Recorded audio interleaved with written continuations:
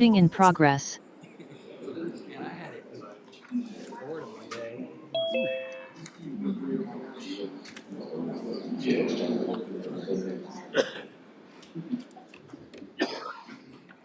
All right, good morning, everyone. Let's call court to order. Today is Tuesday, July 7th, 2026. It's 9 a.m. Proof of posting, please. The agenda was posted on Tuesday, June 30th, 2026 at 4:20 p.m. Thank you.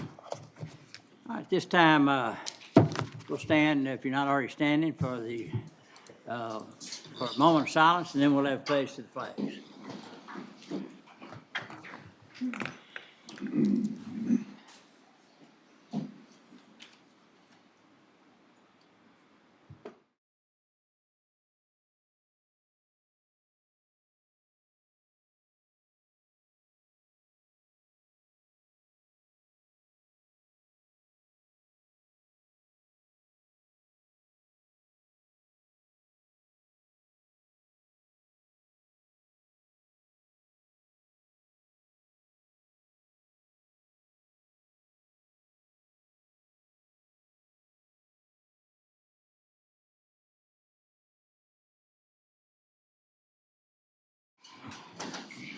Okay, we have a lot of folks here this morning.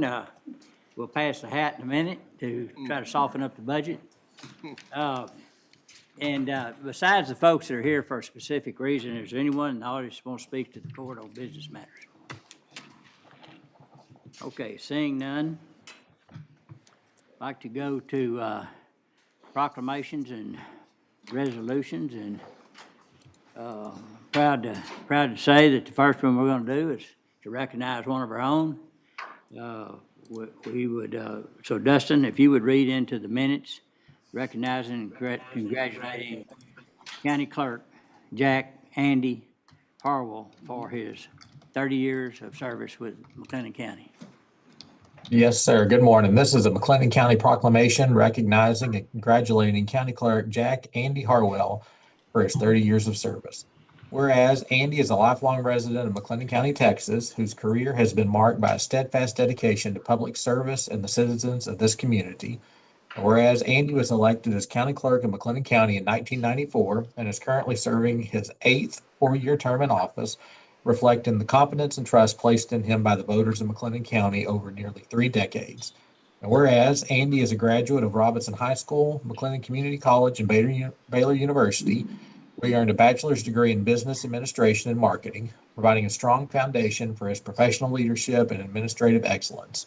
Whereas Andy has served with distinction on numerous state and local boards and committees, past and present, including but not limited to Texas Supreme Court Rules Advisory Committee, Texas Supreme Court Task Force on Judicial Readiness in Times of Emergency, Chairman of the Legislative Committee for the County and District Clerks Association of Texas, Director of Area 5 of the County and District Clerks Association of Texas, Texas State Library and Archives Commission, Local Government Records Committee, McLennan Community College Foundation Board, President of the Kiwanis Club of Waco, President of the Waco Center for Youth Volunteer Council, McLennan County Ag Extension Advisory Board, Kiwanis Foundation Treasurer, McLennan County Bail Bond Board, Meals on Wheels volunteer with 15 years of dedicated service. And whereas one of Andy's most significant accomplishments occurred in 1996 when the McLennan County Clerk's Office became the second county clerk's office in the state of Texas to digitize records. And whereas this forward-thinking initiative enabled the clerk's office to transition to a paperless operation by the year 2000, eliminating the need for additional record storage space, generating substantial potential tax savings for McLennan County taxpayers, and greatly improving public access to official record. And whereas, in recognition of his outstanding service and leadership, Andy was nominated as County Clerk of the Year for the state of Texas Area 5 in the years 2000 and 2019. And whereas we, the Commissioners Court of McLennan County, extend our deepest appreciation and heartfelt congratulations to Andy Harwell on his 30th anniversary of service. And now therefore be it proclaimed that the Commissioners Court of McLennan County sincerely thank Andy Harwell for his tireless work, outstanding contributions, and the inspiring example he sets each day. It is with great pride and gratitude that we recognize his 30 years of loyal service to McLennan County. Be it further proclaimed that a copy of this proclamation be made a permanent part of the minutes of the Commissioners Court. Judge?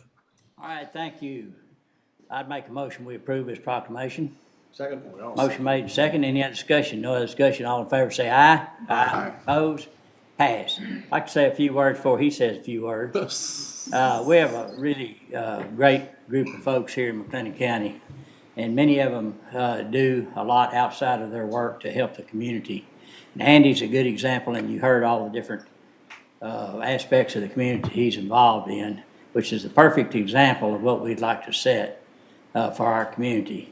Andy and I have been friends a long time, like many of you have as well. He's a fixture in McLennan County. He also contributes to a lot of great ideas and innovative thought and how we do certain things. His job is very important to be sure that the histories that's created in this community by what we do is kept in a good, secure place for many decades and centuries ahead of us. So let's give Andy a round of applause.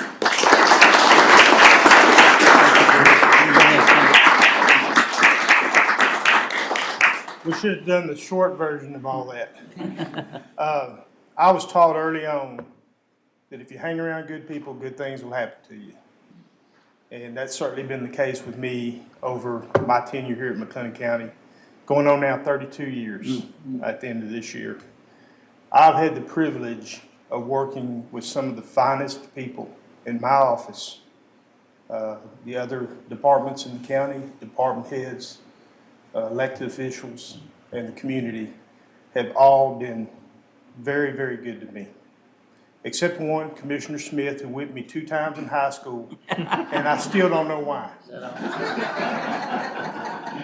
He was my principal. He had to stand on the stool to hit me. But No sharp joke. yeah,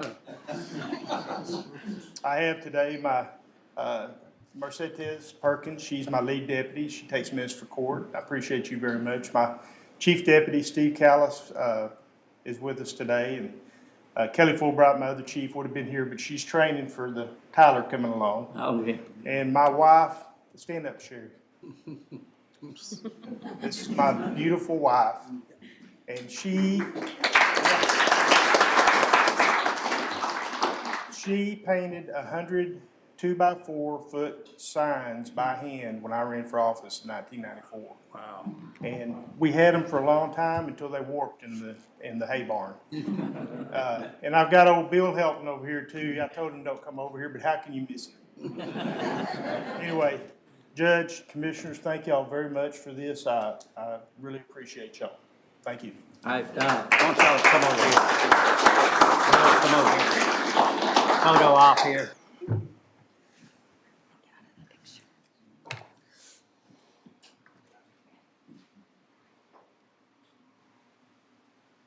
All right. Thank y'all Thank very you. much. Appreciate you. See you, buddy.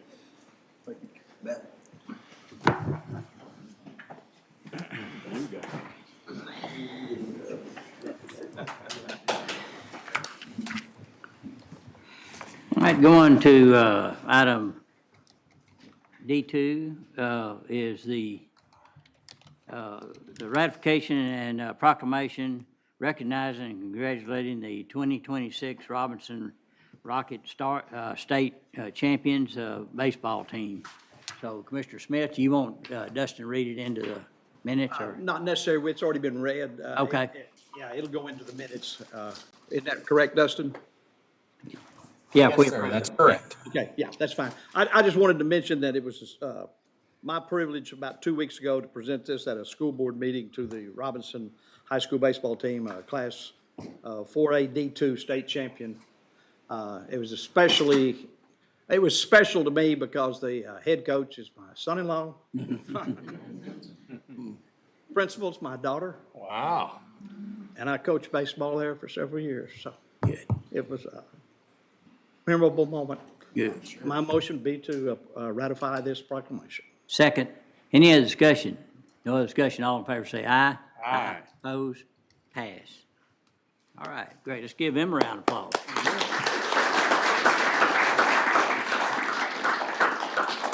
D3 is another opportunity to recognize our own. This is a proclamation that Commissioner Wilson has brought forward recognizing McLennan County area first responder, recognizing with the State of Texas Law Enforcement Achievement Award for valor. And so, Dustin, if you'll read it into the minutes, and then Commissioner Wilson might have a few words to say. Yes, sir. This is a proclamation recognizing McLennan County area first responders as recipients of the State of Texas Law Enforcement Achievement Award for Valor. Whereas the McLennan County Commissioners Court recognizes those public servants whose courage, professionalism, and unwavering commitment to duty protect the lives and safety of the citizens of McLennan County. Whereas on May 6, 2025, emergency responders were dispatched to 323 Battle Lake Road after receiving reports that a motorist had been swept from the roadway by rapidly rising floodwaters and was trapped inside a vehicle that was quickly filling with water. Whereas despite extremely hazardous conditions and the imminent danger posed by swift moving waters, first responders acted immediately and without hesitation to locate the stranded vehicle and develop a rescue plan under rapidly changing circumstances. And whereas recognizing their heroic actions and unwavering commitment to preserving human life, these responders were awarded the State of Texas Law Enforcement Achievement Award for Valor, recognizing their exceptional courage and professionalism in the performance of their duties.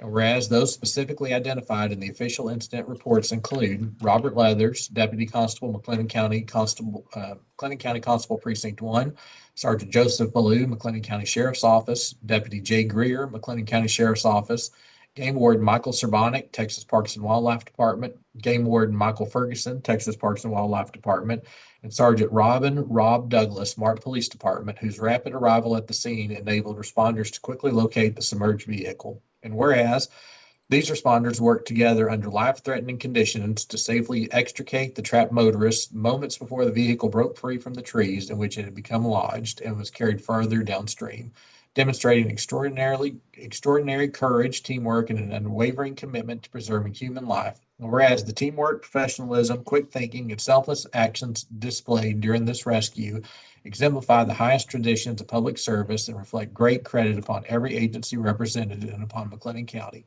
And now therefore be it proclaimed that the McLennan County Commissioners Court hereby expresses its deepest appreciation and highest commendation to the responders whose courageous actions during the Battle Lake Road swift water rescue saved a life under extraordinarily dangerous conditions. Judge, Commissioner? All right, Yeah. say a few words, and you. Thank we you, can have guys. them come forward. Sure. You want them to come forward? Yeah, if you want to, you guys come on up. And it's exciting to get this award and we've all been around police officers our lives. I wore a badge for 30 years.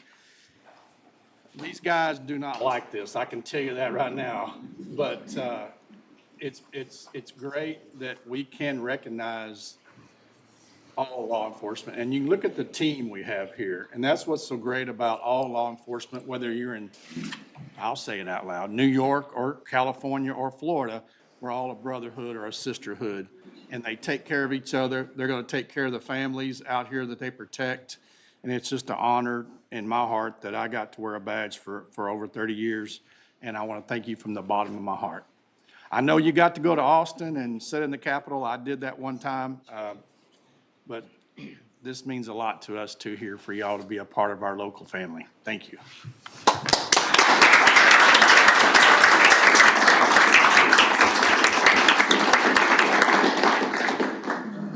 Yeah. Yeah.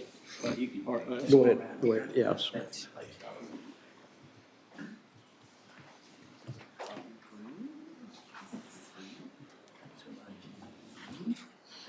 Bill will sign it when he gets available.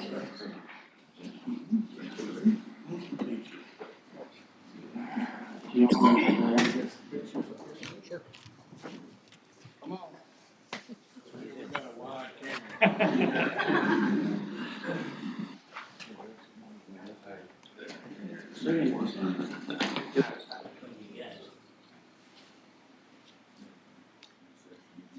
On three, 1, 2, and 3. And on 3, 1, 2, and 3. Anyone like to say anything?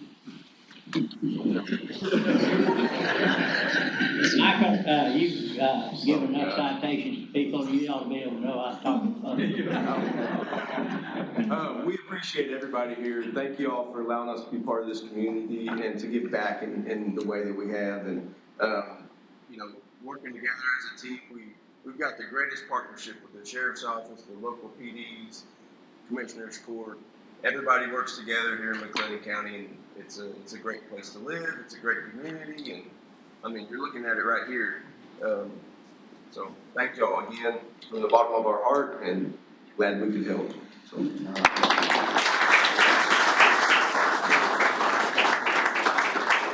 Thank y'all very much. All right, we're gonna take a 5-minute recess, so everybody that wants to leave can leave. Feel free.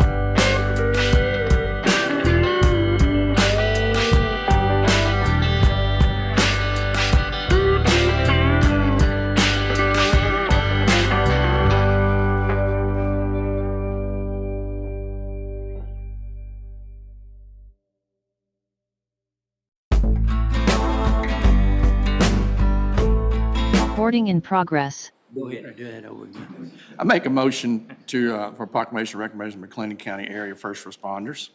All right, I have a motion second. Any discussion? No discussion. All in favor say aye. Aye. Opposed? Pass. All right, going into the skipping around mode, so we're gonna go to K2 and K3.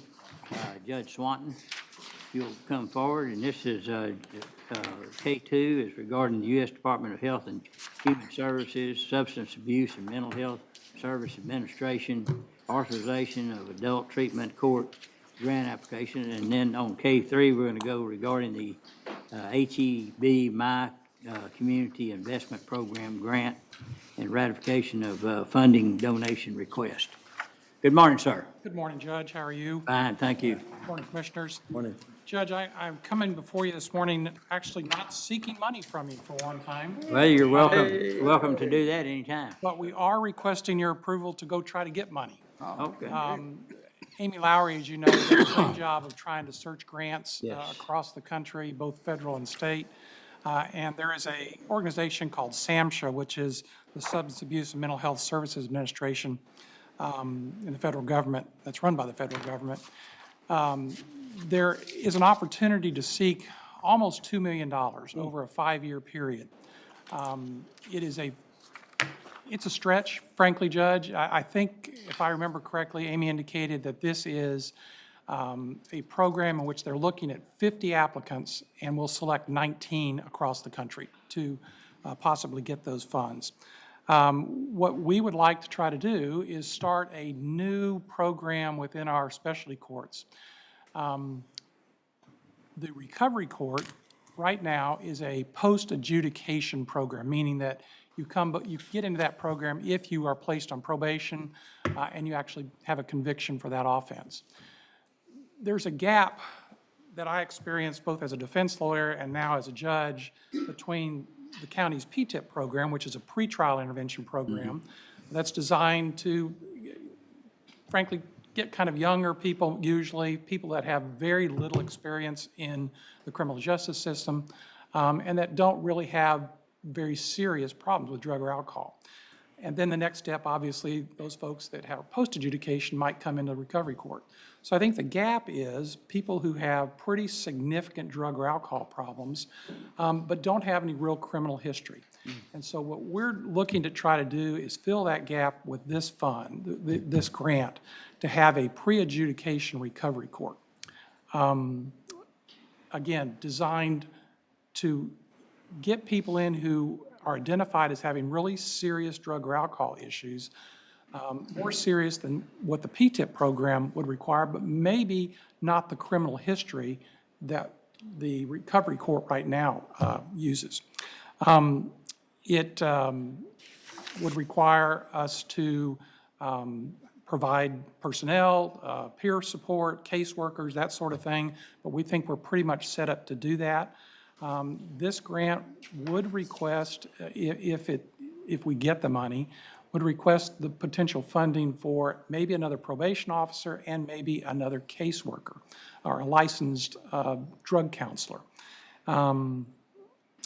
It would provide folks who get into that program, if it is given to us, very serious treatment, potential transportation to treatment if they lack those kind of issues. It would provide for drug testing, alcohol testing, and that sort of thing. So we are asking the court to give us approval to at least try to get those funds. Again, I think it's a stretch that will be granted it because the funds are so limited to only 19 programs across the country. But Amy's worked very hard. This is the packet that she's had to fill out and submit if you give us approval, and that's what we're here for this morning. Okay, if you get, how soon, if you have to add employees to this, how soon would you have to do it? I don't know the specific answer to that, Judge. I think our applications have to be in middle part of July. I would expect that the program probably wouldn't start at least for several months after that, because I'm sure they have to review all of that information. It might not even be until next year sometime before we even have an opportunity to do that. So that's a 1-year coverage of that gap, right? It's 5 years. Oh, 5 years, It's 5 okay. years. Okay, Yes. well, that- I mean, which is a little longer than a Yeah. lot of these grants provide. So Yeah, it would be, yeah, and a it's lot longer. it's a non-matching grant. So the county, I don't believe, is required to put any money into that grant for those 5 years. And the funds would be available for 5 years if we Okay. are successful. Okay. Questions? Any questions? Good. What's the pleasure of the court? Motion to approve the grant application. Second? Motion made and second. Any other questions? If not, all in favor say aye. Aye. Opposed? Pass. Thank you. And we'll keep the court informed as to the progress. K3. A3. And then we have, the next one is regarding the HEB, My Community Investment Grant. And Judge, that is if I remember correctly, I'm not sure I knew I was supposed to be here for that, Judge. But I think that's a special fund that HEB has that Amy's applying for. It's a very small That's something you can grant. talk on too, Steve, or? Well, now, Oh, no, it's a little different. Dustin, do you have any other information on it? Yeah, Judge, basically, it's just a My Community program that HEB has. It's a funding request for $2,500, and it would help the Veterans Treatment Court with HEB gift cards to give to those veterans to help with basic needs. And it's just a ratification of Okay. that funding request. Yeah, of receiving. I'll make a motion, we approve that. Second. There's a motion made and seconded. Any discussion? No other discussion, all in favor say aye. Aye. Opposed? Pass. Thank you, Judge. Thank you, Judge. As always, we appreciate the our courts. Thank you. All right, I'd like to go to the consent agenda right quick. Recommended pulls are E3A, HR matter with juvenile. E3B is HR matter with Road and Bridge Precinct 2 and 3. And E7 is discussion on burn ban. Are there any other recommended pulls by the court that they see? If not, is there a motion to approve the consent agenda with the exception of those previously mentioned pulls? So moved. Second. Have a motion and a second. Any discussion? No other discussion. All in favor say aye. Aye. Opposed? Pass. Thank you. Okay.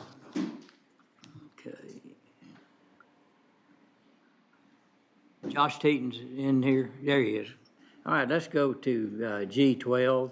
This is authorization of data exchange and request of safeguard plan contract with the Texas Workforce Commission regarding the unemployment insurance records. Arnie. Good morning, Judge. Morning. This is a tool for our investigators to use to identify and locate potential witnesses, victims, and potentially defendants as well. The cost, we believe, is fairly nominal. I think it's about $1,500, and it will help us to better prepare for trial ultimately and negotiate plea agreements as well. Any questions anyone have? What's the pleasure of the court? Motion to approve. Second. Motion been made and seconded. Any other discussion? No other discussion. All in favor say aye. Aye. Opposed? Pass. Hate to let you off that easy. That was real short. Yeah. There was also a travel request on the agenda as well. I don't know if y'all have any questions about that. That might have been under the consent, though. It was. Okay. Yeah. Thank you. Thank you. All right, going back to the suggested pulls. Dustin, before we go into those, is there any other items that need to be brought forward quicker? Judge, if we could, we have Stephanie Alvey on via Zoom. Yeah. I2B is the Waco McLennan County Public Health District authorization of FY 26 county funding allocation. So if we could call on Stephanie. Morning, Stephanie. Morning, Judge and Commissioners. Yeah, so we provided our letter for the cooperative agreement, which was signed back in the county, back in 2023 by the county. And as part of that agreement, we established a stepped funding model where every year the county's contribution would increase by about 30 cents per capita. And so this is just bringing it forward this year for consideration for approval in the budget. All right, are there any questions for Stephanie? So Stephanie, we're in year 3 then, right? Yes, sir. Motion to approve, Judge. Second. Motion been made and seconded. Any other discussion? No other discussion. All in favor say aye. Aye. Opposed? Pass. Thank you. Thank you, Stephanie. All right. All right, Judge, that should be everything. Chris Collins will join us about 10 o'clock, so I think we can just move back to those pulled items. Okay. So we could go to E3 under Human Resources. E3A is Juvenile Detention, and then E3B is Road and Bridge Precinct 2, Road and Bridge Precinct 3. Good morning, everyone. Good morning.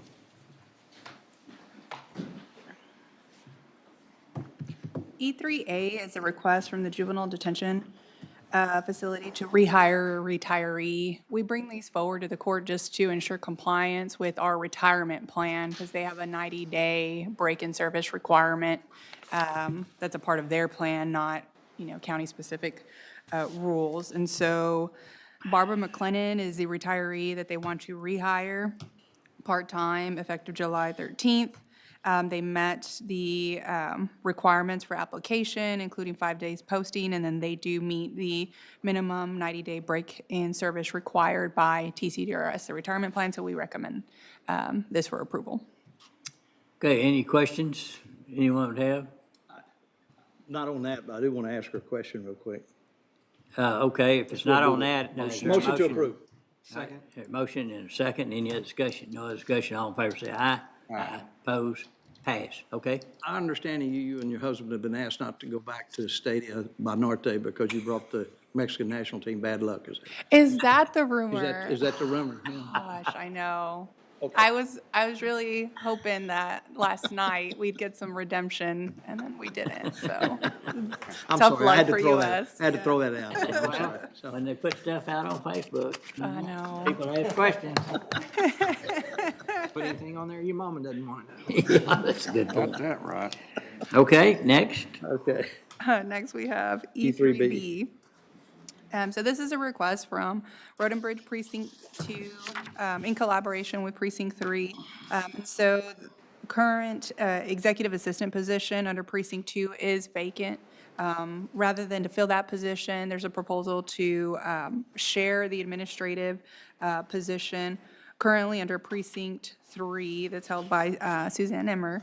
And they want to follow the same administrative model currently in place under Precinct 1 and 4.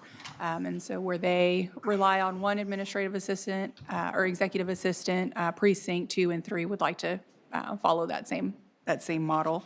So that would mean the executive assistant position under Precinct 2 would remain unfilled and recommended to be placed at $1 placeholder within their budget, and then share the budget for the executive assistant position under Precinct 3.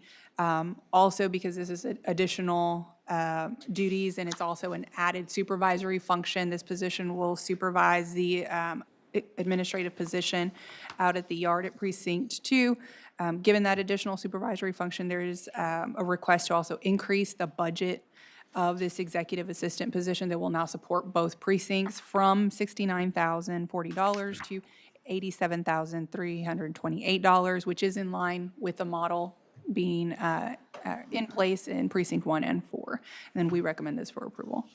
Okay, well, first of all, I want to say, I want to compliment both commissioners for looking at this. And when you have someone as capable as Suzanne in that position, it would be, makes sense to use her capabilities and where she can benefit, but y'all benefit the most. So I'd make a motion, we approve that. Second. All right, we have a motion, second. Any other discussion? Judge, I'd just say that in my mind, it creates greater efficiency for the 4 precincts. And we don't forget that it saves us about $40,000 a year. I didn't even think of that. Yeah, I do. This guy. All right. Let's see, I made the motion. Did we get a second? Yes. Okay, motion made and second. Any other discussion? No other discussion. All in favor say aye. Aye. Oppose? Pass. Thank you. Okay, I think the next item was a discussion about the burn ban. And so, Ryan, if you would come forward, I think there's a few questions in regards to what the numbers look like today, or as close as you can get today or yesterday or something. Yes, sir. Judge Felton, Commissioners, good morning. Looking at our numbers this morning, while we can certainly appreciate that there has been an uptick in fire calls recently and things are getting drier by the day, 'tis the season for it. That being said, all of the things, all of our indicators show us that we're not quite at a place where emergency management would recommend a burn ban at this time. And the reasons for it are really twofold. First, we, because of the disruption that it causes and the sensitivity out in the public of the issue, we want to make sure that we are consistent with how we recommend those burn bans to the court, with the exception of incredibly extenuating circumstances. We've recommended burn bans before when we haven't had our numbers because of high winds, incredibly high winds at one point, and other things of that nature. So what you're looking at here is a combination of several things. The top number are the county splits of the KBDI right now. So we're looking at a county average at about 473. Now that is heading up, and on this track in a couple more weeks, we will reach the number. We usually want to get to about 575 before recommending a burn ban. Below, you have the fire forecast danger for the next 3 days. Most of it is low to moderate. Now, that being said, it's important to remember that fires can happen at any time. We could have low danger and a very low KBDI, and it can still burn. These things happen and do. Below that, I believe also is the observed fuel dryness. So we are still in what's technically normal moisture for this time of year. Now, across the county, that's a little bit different. The west side of our county tends to run a little bit drier. That's because of a soil composition, some terrain issues out that way. But with the preponderance of evidence, as it were, emergency management at this point is not recommending a burn ban for this particular court session, and be happy to answer questions. All right, and then, of course, some of those fires are caused by other things other than people. I mean, like, I know there's been several incidents where farm equipment caught on fire, and whether the burn ban was there or not, they're baling hay and cutting silage. There's a big silage machine that caught on fire and burned up. Happens several times every year. Yeah. Somebody will be running their baler and they catch a rock and it Yeah. sparks and Right. fuel goes up. Yeah. All right, any questions? Do we have any firework issues that you know of that had a bunch of calls on There fireworks? were a few. We did have several calls countywide. That's not, aberrant for the 4th of July. We did have, I believe, I want to say in the single digits as far as fires related, none of them major, but there was an uptick. Yeah, and I know, the small cities, they look upon you because they don't have the expertise or the resources like you have, talking to, like even Mark, Riesel, or Hallsburg. They look at you in my area to make their decisions. So I appreciate your hard work. Thank you. Other questions? And of course, I think Ryan knows where I'm coming from. I believe in numbers, but I also believe in sometimes gut feeling. And, I watch the weather forecast every morning, and I look out and see the 99, 99, 99, 100, 99, 99 for the next 2 or 3 weeks, and it concerns me because things are going to dry up in a hurry. And I sometimes think that we maybe need to be a little bit more proactive in that and not necessarily look at what's happened but what might happen in the future. And so it does concern me a little bit that, I guess my question would be, can this burn ban agenda item be placed on future agenda items as we meet? It's on all the time. It's on Put there. on every one? It is already on it. Like we're having, tomorrow we're meeting Thursday with a new agenda. Can it be continued on agenda items? So that I don't think it's on those agenda items, is Our it? budget work session agendas is on all the regulars, but I can always add it to any budget work session. Yeah. But there are ways There's some to. emergency power that, Pardon me? there's some emergency power also too that you, Yeah. that you have, right? Yeah, even if it's not a meeting. And Dustin, you might. Right. So it takes the entire court to enact a burn ban, but judge has the disaster declaration authority, of course, if the situation were such. But to the point, we could add this to the July 14th budget work session agenda. Then that gives us a look then, and then we could also add it when y'all come back from the conference on those agendas too. So that would give us a couple of look in during the month of July as well. Okay, well, I think the court would like to do that. I'd certainly be comfortable with that. I'd feel a lot better about it. Yeah, okay. All right. Anything else for Ryan? No. All right, thank you, Ryan. You look nice today. I mean, not that you don't look nice all the time. I appreciate that. Thank you. It was noticed. Differently nice. Okay, All right, Dustin? All Yes, sir. right. All right. Go ahead. You ready to move on, Judge? Yes, sir. All right, we can move on to item F, bids, RFPs, RFQs. F1 is authorization of RFP bid renewals. F1A is regarding RFP 24-015, Commission Security Officer for Juvenile with Texas Star Security. Ken? Yes, again, this bid is a renewal for the security officers that we have at Juvenile, and it's for the same rate of $23 per man. And if court accepts, this would extend our agreement from October 1, 2026 through September 30th of 2027.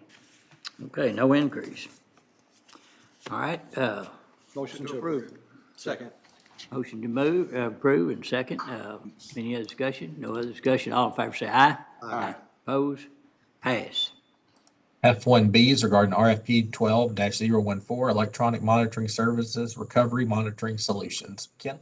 Yes, we polled the judges, and the judges were in agreement that these guys are doing a good job. And so if the court agrees that, and there's no change in the pricing levels as they exist today. So I recommend that we extend our agreement with Recovery Monitoring Solutions for another year. I believe that would be from October 1, 2026 through September 30th, 2027. Any questions for Ken? Motion to approve renewal. Motion made and second. Any other discussion? No other discussion. All in favor say aye. Aye. Opposed? Pass. F2 is authorization to manage engine product renewal quote with SHI Government Solutions for service desk subscription. John? Morning. Morning. This is just our yearly renewal for our service desk application for IT, MOB, jail, and MOE. The total here is $34,453.34, and it was included in the FY26 budget. All right, any questions? No question, this in particular, John, but would it be possible to come up with a synopsis page of the different subscriptions that we have and what they actually do in layman's terms? Yes. That we could understand sometimes? Are you speaking mostly of the renewals we have? Yeah, over there? yeah, and what they actually do. Yeah, absolutely. And the reason I say that, I know that we've had this and y'all have explained it to us in the past. And, but, you know, beyond that, I'm not sure exactly what it does. So I understand we gotta have it, Yes. but I think it would be beneficial to all of us if we just had something that showed exactly what all these IT solutions did. Absolutely. We can do that. Thank you. Thank you. Motion to approve this, Judge. All right, have a motion, second. Any other discussion? No other discussion. All in favor say aye. Aye. Opposed? Pass. G2 is ratification of rental schedule agreement with RDO Equipment Company for Road and Bridge Precinct 4. This is ratification of a rental of a pad foot roller for Precinct 4, and it is recommended to approve that ratification. I'll make a motion. Any other discussion? Or is there a second? Second. Motion made and second. Any discussion? No discussion. All in favor say aye. Aye. Opposed? We have, Pass. We skipped some. G1. We had John, too. G1. All right, under. Sorry, John. Why you Sorry, didn't Judge. G1 is authorization of agreement with Cloudflare Incorporated and related GTS Technology Solutions quote for remote access licenses for Highway 6 jail. Yes, this was brought to you a couple of times and it was deferred because we had some legal stuff to go through. But now we know that's on the DIR, the Department of Information Resources contract. So that language goes forward and the legal team is fine with that. Again, just to remind you, this is a one-year agreement to cover software and support for 25 licenses for remote access for the jail medical staff. The total here is $1,604.95. Was not included in the budget, but we do have the funds to cover this. And it takes the place of the Cloudflare? Sorry, Cloudflare is the product we're using. It's just sold through SHI, Oh, okay. GTS, excuse me, GTS. And it replaces the remote access capability they had before with a more secure remote access option. Okay. So they're able to access the medical records at the jail, is that correct? Yes, So the jail inmates- medical staff to be able to access their application as they're treating patients Oh, okay, and such. all right. Motion to approve the quote with GTS Technology Solutions. Second? All right, have motion second. Any other discussion? No other discussion. All in favor say aye. Aye. Oppose? Pass. Thank you. All right, G3 is authorization of memorandum of understanding with TNT Capital doing business as Bridge the Gap. This is for sober living support and housing for specialty courts. And this MOU is for stable transitional sober living support and housing for specialty court offenders. These costs are paid by the county and then they are reimbursed through grant funds received from the Texas Bar Foundation. So we just need a motion to approve this MOU. I'll make that motion. Second. Motion made and second. Any other discussion? No other discussion. All in favor say aye. Aye. Oppose? Pass. G4 is authorization of interlocal cooperative agreement with City of Galinda for road and ditch work. Commissioner Smith? Yes, sir. We're, have an interlocal, as you said, with the city. They're asking us to do some work within the city limits of Galinda. So would ask the court to approve this interlocal agreement. That would be my motion. Second. Is there a second? Second. All right, have a second. And any discussion? No discussion. All in favor say aye. Aye. Oppose? Pass. G5 is authorization of interlocal agreement with City of West Texas for tax increment reinvestment zone number 1, City of West Texas, Spring Street Tax Increment Reinvestment Zone. Mike is drafting the interlocal that goes along with this, so our recommendation is to defer, and we can have this back on the July 4th budget work session agenda if that's okay. Commissioner Jones, anything you'd like to add? July 7th, you mean? You mean 7th? Or, I'm no, sorry, today's July 14th. 14th. Yeah. Sorry, July 14th. So yeah, this is an interesting TERS, tax increment reinvestment zone in the city of West for a piece of property that's surely needs development. And on the 14th, if anybody would like to come and speak for or against that. There'll be a hearing. There will be a hearing, and we'll have our typical hearing from the public right at 9 a.m. on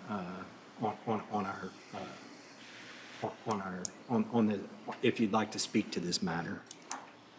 Yeah, and I think in the meantime, our attorney, Mike Dixon, is reviewing the Yeah. West Yes, yeah. He is. proposal to look at it. It's very small, and, Yeah. but it is, this property surely needed it. Yes. It's got all the infrastructure there. So, yeah. A lot of Oh, it. this will provide for the infrastructure. Oh, okay. The, the TERS revenue. The TERS revenue will. Yeah. So I'd make a motion that we defer. Second. All right, have a motion and a second to defer. All in favor say aye. Aye. Oppose? Pass. G6 is authorization of agreement with Solid IT Networks for backup power supplies and equipment for extreme network switches. This also goes along with the budget amendment I1G1. John? Yes, back on the 16th of June, you approved the switches for our new dark fiber network. What these are the UPSs, or uninterruptible power supplies. They provide backup power if the power goes out, and they also condition the power so that those units don't get damaged. What we have today is we have two options, and it's basically there are 32 uninterruptible power supplies we need. The difference in the prices is just whether we get a 1-year warranty with them or a 3-year warranty. If we did a 1-year warranty, it would be $70,773.42.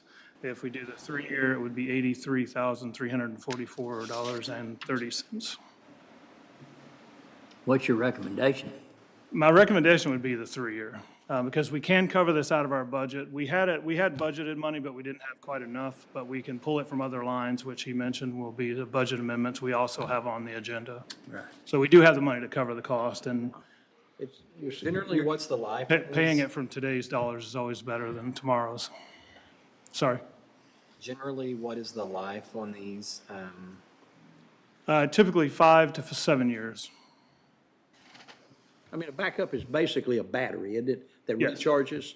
And can't some of those backup power supplies actually, the battery be replaced if, once it goes bad? Can't you order just the battery? I've Yes. seen that happen. They can be, but the cost of the batteries is about 75% of the cost of Is that the right? whole unit. So replacing the electronics and stuff usually makes sense to replace it at 5 to 7 years anyway. Okay. Well, it certainly makes sense to go the 3-year, because you're getting 2 years for about $6,000 or $6,500. It is more cost effective Yeah, that way. muchly. Yeah, my motion, Judge, would be to approve G6 with the 3-year contract. And along with that, I guess, would be to approve agenda item I1G1. That's the purchase part of it. Does that need to be done together, You can. Dustin? Or is that okay, Dustin? Yeah, that's fine, Commissioner. Yes, sir. Okay, that'd be my motion. All right. Any, is there a second? I'll second. Any other discussion? No other discussion. All in favor say aye. Aye. Opposed? Pass. Thank you. Thank you, John. All right, G7 is authorization of talent locator model service agreement with Recourse Communications for recruiting services for jail facilities. Major Ives? So we've engaged in this contract before with RCI, and we are budgeted for this.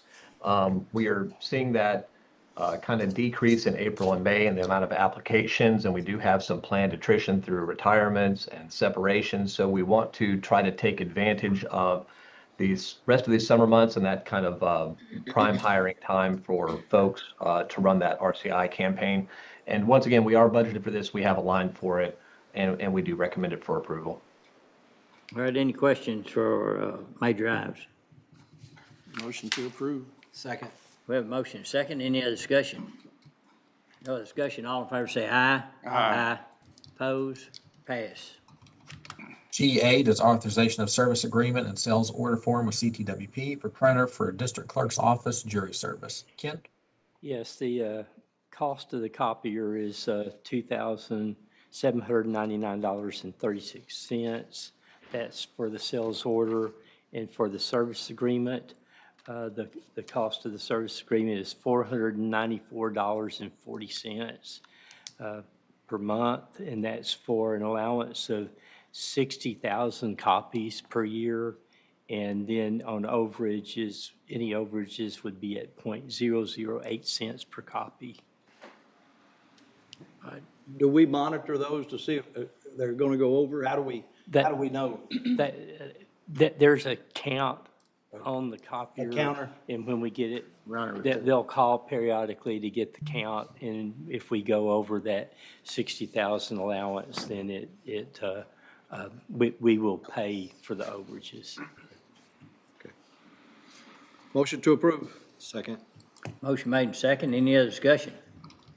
No other discussion. All in favor say aye. Aye. Opposed? Pass. G9 is authorization of reimbursement agreement with Grande Communication Networks doing business as Astound for a vault replacement. Kent? When we were failing the tower, during the process of cleanup, there are 2 vaults that are located near where the tower was located. In the cleanup, the 2 vaults were damaged. I was well aware of it. They also damaged one of our fences during that process. The company that did the damage repaired the fence, and then they did a poor job of trying to repair the vaults. I withheld money from their contract to cover the cost until it was done. That company has pretty much disappeared now, so I'm looking at other means at taking care of this using the money that was left over from the original contract. This amount, paying Astound, is their vault. They'll replace it for this amount of $1,354.70.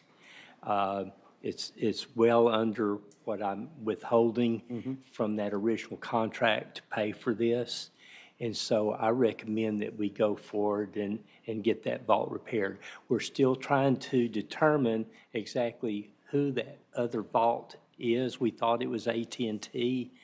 My understanding is they're saying it's not theirs, and so we're still working on that. But I may come back to you later for that other vault, but they were two separate vaults by two separate entities. Okay. So, like I say, I recommend that we do this. I would like to get these done before the end of this year. Okay, yeah. All right, any questions for Ken? All right, what's the, Motion to approve, Judge. Second. motion made and second, any discussion? No discussion, all in favor say aye. Aye. Opposed, pass. G10 is regarding the Master Engineering and Consulting Services Agreement, work order number 1 with Lockwood Andrews Newnham, authorization of professional service invoice number 6. This is on the water consulting services. Just as a reminder, this is the one that helps with the McLennan County Water Resources Group, general water related consulting, and then also with the Central Texas Water Alliance. This invoice totals $15,065.75, and it is through their services in May, and it is recommended for approval. Motion to approve. I'll second, any other discussion? No discussion, all in favor say aye. Aye. Opposed, pass. G11 is under that same Master Engineering and Consulting Services Agreement with Lockwood Andrews and Newnham. It's authorization of additional task funding for work order number 1. So what we have done on these is break out different work orders. That first work order was for a little over 50,000. LEN is requesting another 50,000. Breaks out in your packet what those fees do cover. We'll keep bringing those billings to court for approval. And then once this 50,000 is exhausted, it'll come to court for consideration if we want to continue. So what's before you today is just the an additional $50,000 under a work order on the water related consulting support. Okay, and I think at least for the next year or so, that there'll be a lot of activity regarding water. There's a huge effort in bringing additional water into McLennan County. And so they help us with that. And then also with the McLennan County Water Resource Group, who will become a member. I believe what we'll end up doing is be a member of the Central Texas Water Alliance. So a lot of work going on there, but a lot of positive. The outlook's good. So any other questions? What's the pleasure of the court? Move to approve. Second. Motion made second. Any other discussion? No other discussion. All in favor say aye. Aye. Opposed? Pass. All right, we can move down to item H, capital improvement and construction projects. Amy has 4 invoices or pay apps. Judge, are you good if I read them all in at one time? Yes, please. H1's regarding the Brushy Creek Bridge upgrade on 7 Mile Lane, agreement with BGE, authorization of invoice number 47301. H2 is regarding the Big Creek Bridge upgrade on Thompson Road, agreement with BGE, authorization of invoice 47302. H3 is regarding Fern Valley Road low water crossing improvements, agreement with Holy Contractors, authorization of application for payment number 4. And then H4 is regarding McLennan County off-road off-system bridge and guardrail repairs, agreement with Quiddity Engineering, authorization of May invoice. Amy? Good morning, everyone. Morning. The first 2 invoices with BG&E are just for bid phase services for those 2 projects which have bid, and we will be starting construction in the not-too-distant future on those 2 bridge replacements. Yay. The third one is for the Fern Valley low water crossing, and I am happy to say that tomorrow we are having our final walkthrough, so that one will be off the books for us finally and completed. And the third one is for design services for those critical bridge repairs that were identified in our latest bridge inspection reports that were done by TxDOT. Okay. Any questions for Amy? Nope. Make a motion to approve H1, H2, H3, and H4. Second.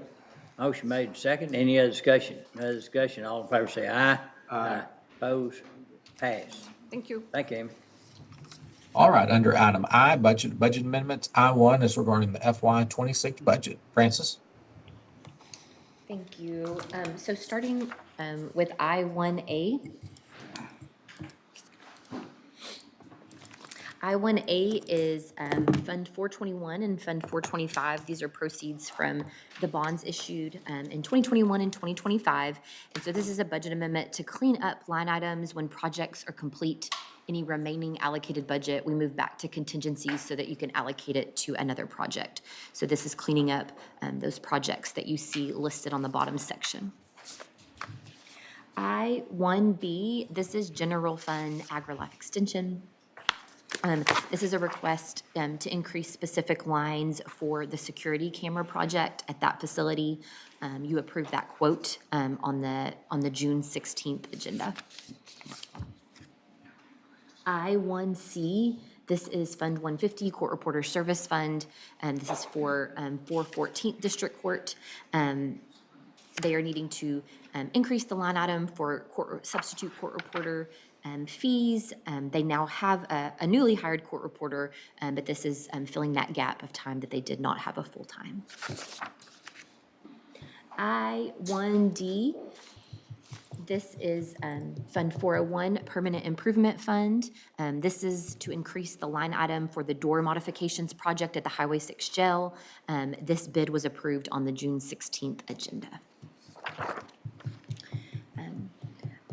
I-1E, this is Fund 418, Venue Project Construction Fund, and this is a request to increase the repair and maintenance line within those venue project funds, specifically to cover a repair being done by Lone Star Chiller Systems. There is the quote and the work order attached with the specifics. It's the chiller, Dustin, it's the chiller on the, at the base. I'm looking real quick, Judge. Judge, yes, sir. It's one of the rooftop units at the base. Say it again, TJ, I'm sorry.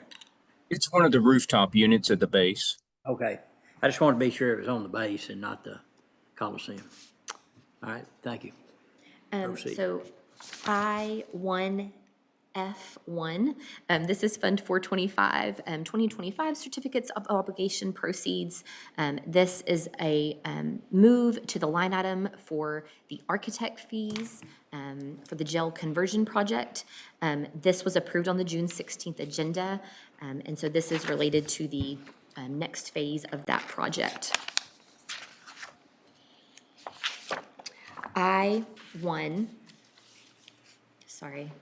I-1F2, this is Fund 425 also, and so this is related to the capital item that you approved on the June 16th agenda. This is the network switches, and so we talked about that we would charge this to the bond fund, anticipating that we would have funds in general fund later on to reclass that expense. But this is the piece that falls outside the general fund at this time. And then I-1G2 is the other piece of that. And so these are the funds related to that project that we did have availability in the general fund currently. So John Carter had funds in furniture and equipment and repair and maintenance to make that accommodation. So this, along with I-1F2 in total, make up that total project. I-1H, this is General Fund JP Precinct 4. They are requesting to move within that department to increase supplies to cover costs for the remainder of the year. I-1I, this is General Fund Maintenance of Buildings, requesting to move within their department to increase furniture and equipment to cover costs for the remainder of the year. I-1J, this is General Fund Road and Bridge Precinct 2, requesting to move within that department to increase other services and repair and maintenance. I-1K, this is Sheriff, specifically the jail department. We're increasing electronic monitoring services by moving from other line items in that realm of departments. I-1L, this is General Fund Veteran Service Officer Department. Requesting to move within that department to increase supplies for increased cost for purchasing ink cartridges for a printer for the year. I1M, this is General Fund Constable Precinct 2, requesting to move within that department to increase supplies to cover costs for the remainder of the year. I1N, this is General Fund Engineering, requesting to move within that department to increase furniture and equipment, and this would accommodate the purchase of traffic data collectors. I10, General Fund JP Precinct 5. The request is to move within that department to increase supplies for costs for the remainder of the year. And I1P, this is General Fund Road and Bridge Precinct 3. I'm requesting to move within that department to increase road construction materials. Okay, any questions about any one of those? That's a lot. It's a lot. That's a lot. You got slower as you went on. It started getting blurry too. All right, I'd make a motion, we approve I1A all the way down to I1P and all the ones in between. With the exception I1C1 that we already approved. Okay, Yes. Second your motion. all right. Have motion second, any other discussion? No other. I1 which? C. I1C1. G1. Should be G1. It was I1G1, wasn't it? Yes, sir. Okay, we have motion second, any other discussion? No discussion, all in favor say aye. Aye. Opposed? Pass. All right, then we'll hold the I2 regarding the FY27 budget, right, Francis? Yes, sir. All right, we have nothing under item J. Under item K, grant proposals. K1 is our ARPA discussion. K1A is regarding the professional consulting contract addendums with Lockwood, Andrews, and Newnham. Authorization of professional service invoice.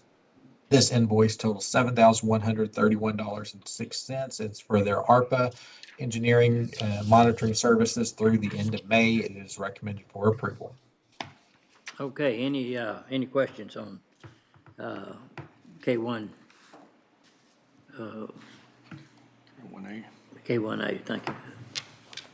If not, is there a motion to approve? Motion to approve. Second. Have motion second, any discussion? No other discussion, all in favor say aye. Aye. Opposed? Pass. We can move down to items K4 and K5. K4 regarding the Texas Department of Family and Protective Services Title IV grant, authorization of federal funding, accountability and transparency act certification for FY27 for legal services. And then K5 is the same, but for child welfare services. Francis? Yes, so I can take K4 and K5 together. So they are for our two Title IV grants. And so like Dustin mentioned, we are required to, or they are required to conduct that review of the budget, but then we are asking for authorization of that certification for the Federal Funding Accountability and Transparency Act for each of those grants. Okay, any questions for Francis? Motion to approve the certification under K4 and K5. Second. Motion made and second, any other discussion? No other discussion, all in favor say aye. Aye. Opposed? Pass. Right, moving on to item L, Department Office Specific Requests. L1 is Tax Office, designation of Tax Assessor Collector as the primary voting delegate for the National Association of Counties NACO Annual Business Meeting. Randy Riggs is going to be attending this again. The past several years, he has been our primary voting delegate. The annual business meeting is held on Monday, July 20th, and we need to return this designation before July 19th. So the recommendation would be to designate Randy Riggs as the primary voting delegate. I'll make that motion. Second. Motion made and second, any other discussion? No other discussion, all in favor say aye. Aye. Opposed? Pass. L2, Justice of the Peace Precinct 1, Place 2, authorization of SIM card request. Ken? Yes, they request from precinct 1, place 2 is requesting a SIM card for his laptop. There's no charge to obtain the SIM card, but the service is $20 per month. It's one you just plug into. Yeah. Okay. Any questions? Motion to approve. Second. Have a motion and second, any other discussion? No other discussion, all in favor say aye. Aye. Opposed? Pass. Right, and I know Chris has arrived, so if y'all are good with moving to item M9, this is Greater Waco Chamber of Commerce Monthly Economic Development Report for May 2026. Chris? Good morning. Morning. Glad to see everybody today. I'm actually going to share a couple slides. I don't normally do this, but the visual is too good not to share. Okay. But you have before you our economic development report for the month of May.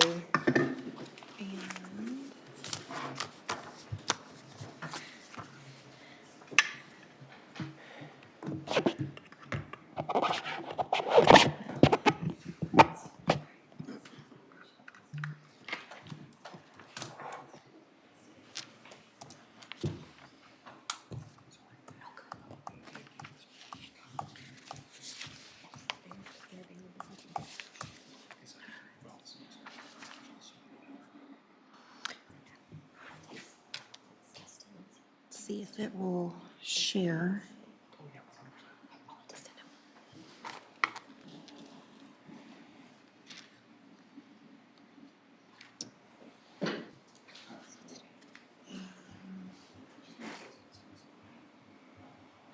Is that a plot of land somewhere? That's a green.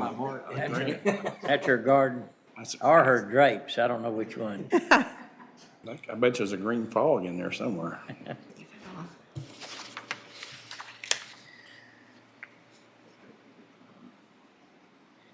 Let's try this again.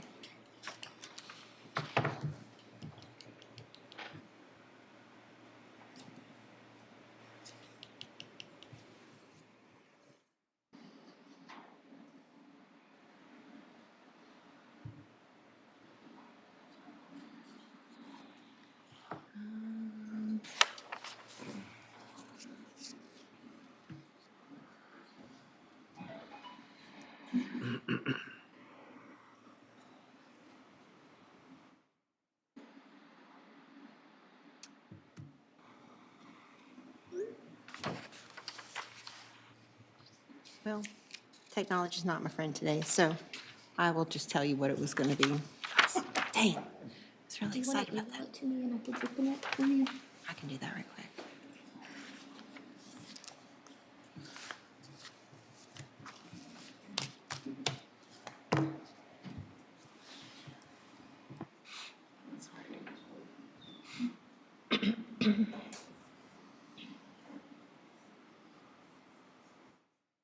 All right, that's in it. Okay.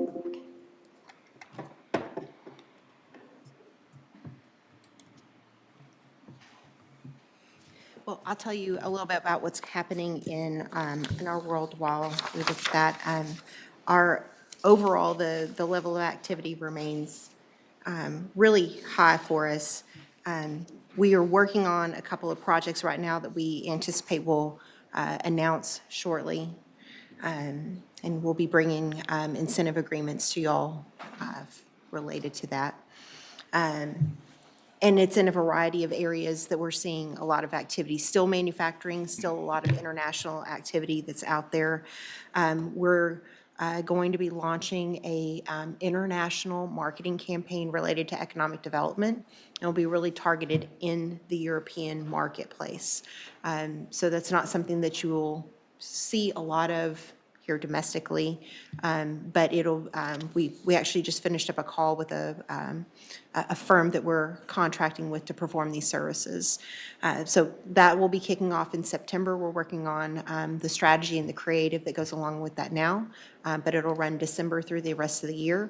And then if it goes well, then we'll engage for a 2027 campaign as well, but really looking at the success that building on the success that we've had around German-based businesses, Mexico-based businesses, targeting advanced manufacturing, targeting commercial space industry opportunities, and the semiconductor supply chain.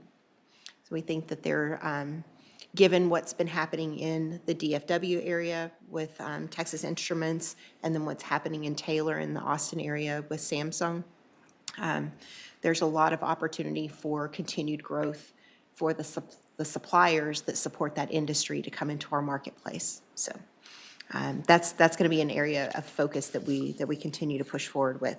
On the slides here, I wanted to share with you, that's just the snapshot report that we do related to economic development that shows our marketing report and the level of activity that we've had in attraction inquiries.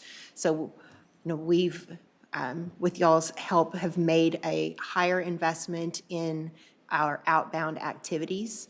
And as a result, you can see that we have gone from 90 attraction inquiries this year compared to 61 last year. So it's a pretty considerable jump in where we've been. We're putting proposals out the door that go along with that too. So I want to be clear that just because we go to a trade show, if somebody comes by the booth, that's not a lead. You may get a list. We participate and we leverage the dollars that we have available through partnerships that market the state of Texas. And so you may get a lot of inquiries about Texas. Not all of those are going to be viable leads that come through the door. So what we may do is take that list of 50 companies and scale it down to 5 or 10 that are really viable, that we feel like we have a good opportunity to really follow up on and create new opportunities for the greater Waco area. And so we're not trying to skew the numbers at all. We're really looking at what's viable. Does that, say you go to the trade show, you get 50 companies, is that on your attraction inquiry? So on the attraction inquiries, we would only, if only Or 10 have of you them, already filtered? we filter before we put it on this list. Yeah, or else that number would be 300 at this point. Okay.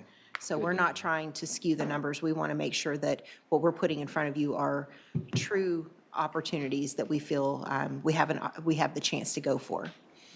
So once we get those leads that are viable, we're doing follow-ups, we're submitting proposals to them. We're doing a lot of visits. We've had a number of those that have been virtual because they're overseas. And then we have more boots on the ground that are happening this time around too. On our business retention visits, Lexi's doing a great job of engaging with our existing industries. I think the last time I was here, we had just had the big storm that had come through. We're been engaging with our local businesses to ensure that they have access to resources if they need them, to help with any recovery there. If you get an invite from her to go to a business retention visit, strongly hope that you'll be able to join us because those are really meaningful to the companies when our elected officials are able to join them. And they feel loved, they feel like they have a voice and that somebody is in their corner, and that's helpful. And then we're definitely outside the market with business development events, making sure that we are marketing our community to the best of our ability. Again, leveraging the brand that Texas brings to the table as well. There's lots of, especially right now with the World Cup happening, there's lots of eyes on Texas. And so being able to showcase where we are in the state, as people are in Dallas and they're in Houston, we can showcase we're right in between those two, and we have lots of opportunity for growth. So here's the things I wanted to share with you. All right, y'all know that I'm a really competitive person, and I wanted to showcase for y'all some data. So this is the April 25 to 26 total employment comparison. And so these are, I would say, comparable communities to us across the state of Texas that we often compete with. And within that 12-month time period, we were the only community that had a positive job growth change in comparison to other places across the state. So we were really happy and really glad to share that. And of course, they're in red because red is bad. So, and green is good. But I wanted to share that with y'all that the work that we're doing really is paying off, because even though there are some challenges in some places across the state, we're still charging ahead in a really positive way. And we'll go to the next one. So things are great now. And what's on the horizon for us? So what's the projected job growth look like for us moving forward? So over the next, from 2020 to 2030, we're anticipated to have a pretty strong growth trajectory, looking at about 14% total projected growth over that 10-year time period.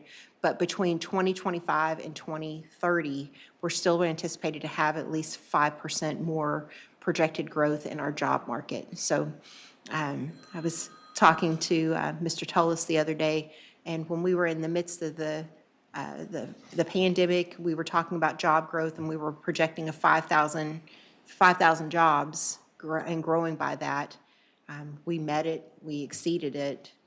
We were trying to figure out how we were going to accommodate for that, and now we have this opportunity where we're going to add another 5,000 plus jobs to the marketplace, and we're going to do it, and that isn't thanks to y'all and the investments that you're making in things like the work site that help train people to go into these jobs that are available. So thank you Would for you that. agree with me that this is a gift to the next county judge? That he Absolutely. He really wasn't involved in any of this, but he's going to try to take credit. I just want to be on the record. You know, he had a little bit of vision when it came to that too. So I'm going to give him a little credit in there, but And do we count his new job as on being one of the? absolutely. Well, it's a net. Add him to the market. Oh, yeah, that's You're right. gone. He Yeah, comes but, in. It's a zero. yeah.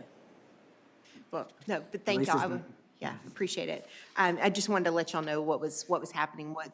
We track a lot of Do information. you get a break on that 100 plus 152? Do you get a breakdown on that? Like What industry? what industries? Yeah, we'll pull together, we pulled a report for that. I was just, for this purpose, I was talking Right, more high level, right. but yes. I know that there's been a lot of growth. And I'm really related more to- just interested in Yeah. in Waco, you know, what that 152 number. Yep. Because you're going to have you have a few losses and then Yep. offset by But our net gains are our net definitely. gains are higher. Yeah.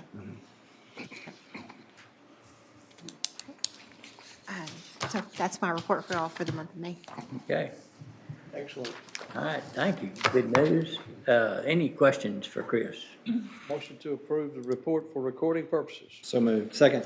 All right, we have a motion and a second. Any other discussion? No other discussion. All in favor say aye. Aye. Opposed? Pass. Thank y'all. Thank you. All right, we're going to take a 5-minute break, and then we're going to go to the fire protection group. So I know y'all been sitting there a long time. I apologize. But anyhow, we're going to make it up to you. All right, 5 minutes.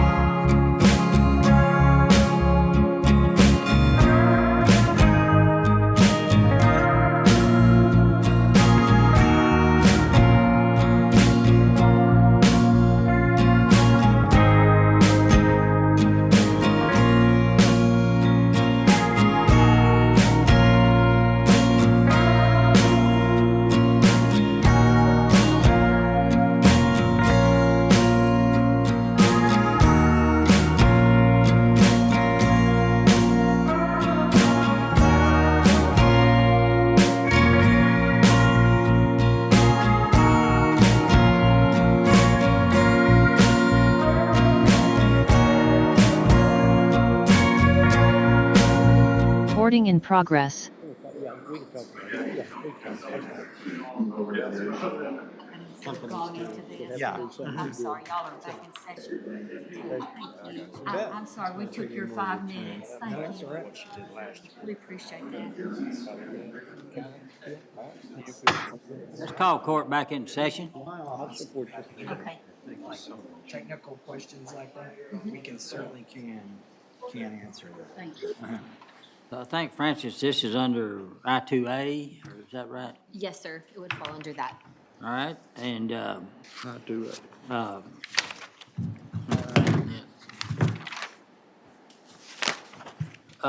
y'all come on up to the 2A.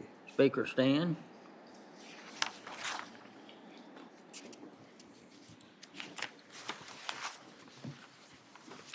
And so this is regarding Fire Protection Services budget request for FY '27. And so I'll let them speak on that request. Okay. Good morning. Good morning. Yes. Judge and Commissioners, thank you for the opportunity to speak with you today. My name is Stephen Sullivan. If I have not had the opportunity to meet with you, I'm the Fire Chief in Robinson and a member of the Strategic Planning Committee for the McLennan County Fire Protection Association.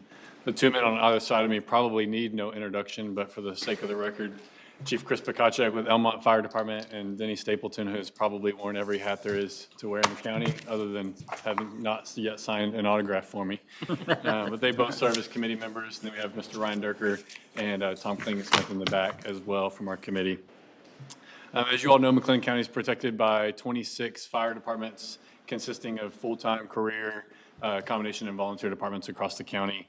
And while we all share the same mission to protect and serve our community and protect property and lives, we currently do not document incidents, training, personnel records, or any kind of operational data in any consistent way. Some departments currently utilize very robust records management systems, all the way to we have departments that unfortunately don't have the means to document really anything at all outside of paper documentation. That inconsistency has created a challenge for not only the individual departments and the McLennan County Association, but for you as county leaders. We are unable to compare data, identify emerging trends, or measure any kind of performance. And our local, state, and federal reporting requirements are ever increasing, as we all know. And there's been some challenges associated with that over the past several years. So our proposal today is pretty straightforward, and I believe you may have received an executive summary in your agenda packet, but we are requesting funding to implement a county-wide records management system for all of the departments willing to participate throughout McLennan County. The system would allow every department to document incidents, track personnel certifications, complete inspections, maintain pre-incident planning, manage and track their assets, and analyze operational data using this one integrated platform. The system also includes a robust online training platform, which gives many departments that currently do not have access to any kind of online training system. It'll give them access to online training and also allows them to track their online and in-person training records. In addition, the Office of Emergency Management would be the kind of parent of the organization or the records management system. They would have access to county-wide dashboards and reporting to help you as county leaders identify those trends that I was mentioning. Waco Fire Department is not included in this proposal, but they have already signed a contract with the records management system that we are also looking at. So, there is the potential that all 26 departments, if they're willing to all participate, would be on one integrated system. And what that does is it allows, for right now, for example, Robinson is working a structure fire on Meadowbrook Street as we speak. Waco Fire has come to assist us, and while en route, Waco Fire could pull up our city's data and see what they're coming into while en route. Right now, we don't have that interoperability, so this system would allow for that. But it's not just about replacing paper reports with software. It's really about giving you as county leaders and our fire departments in the county a shared view of emergency operations. It allows every department to document incidents and training using the same standards and ensures that we are providing the accountability and the service delivery to our citizens that each and every one of them deserves as taxpaying citizens. One significant benefit is the departments will have integrated platform for their daily operations. Like I mentioned, they'll be able to track all of their reports, everything within one system, which allows emergency management to pull those reports and allows on the federal reporting side not to have duplicated entries of different reports.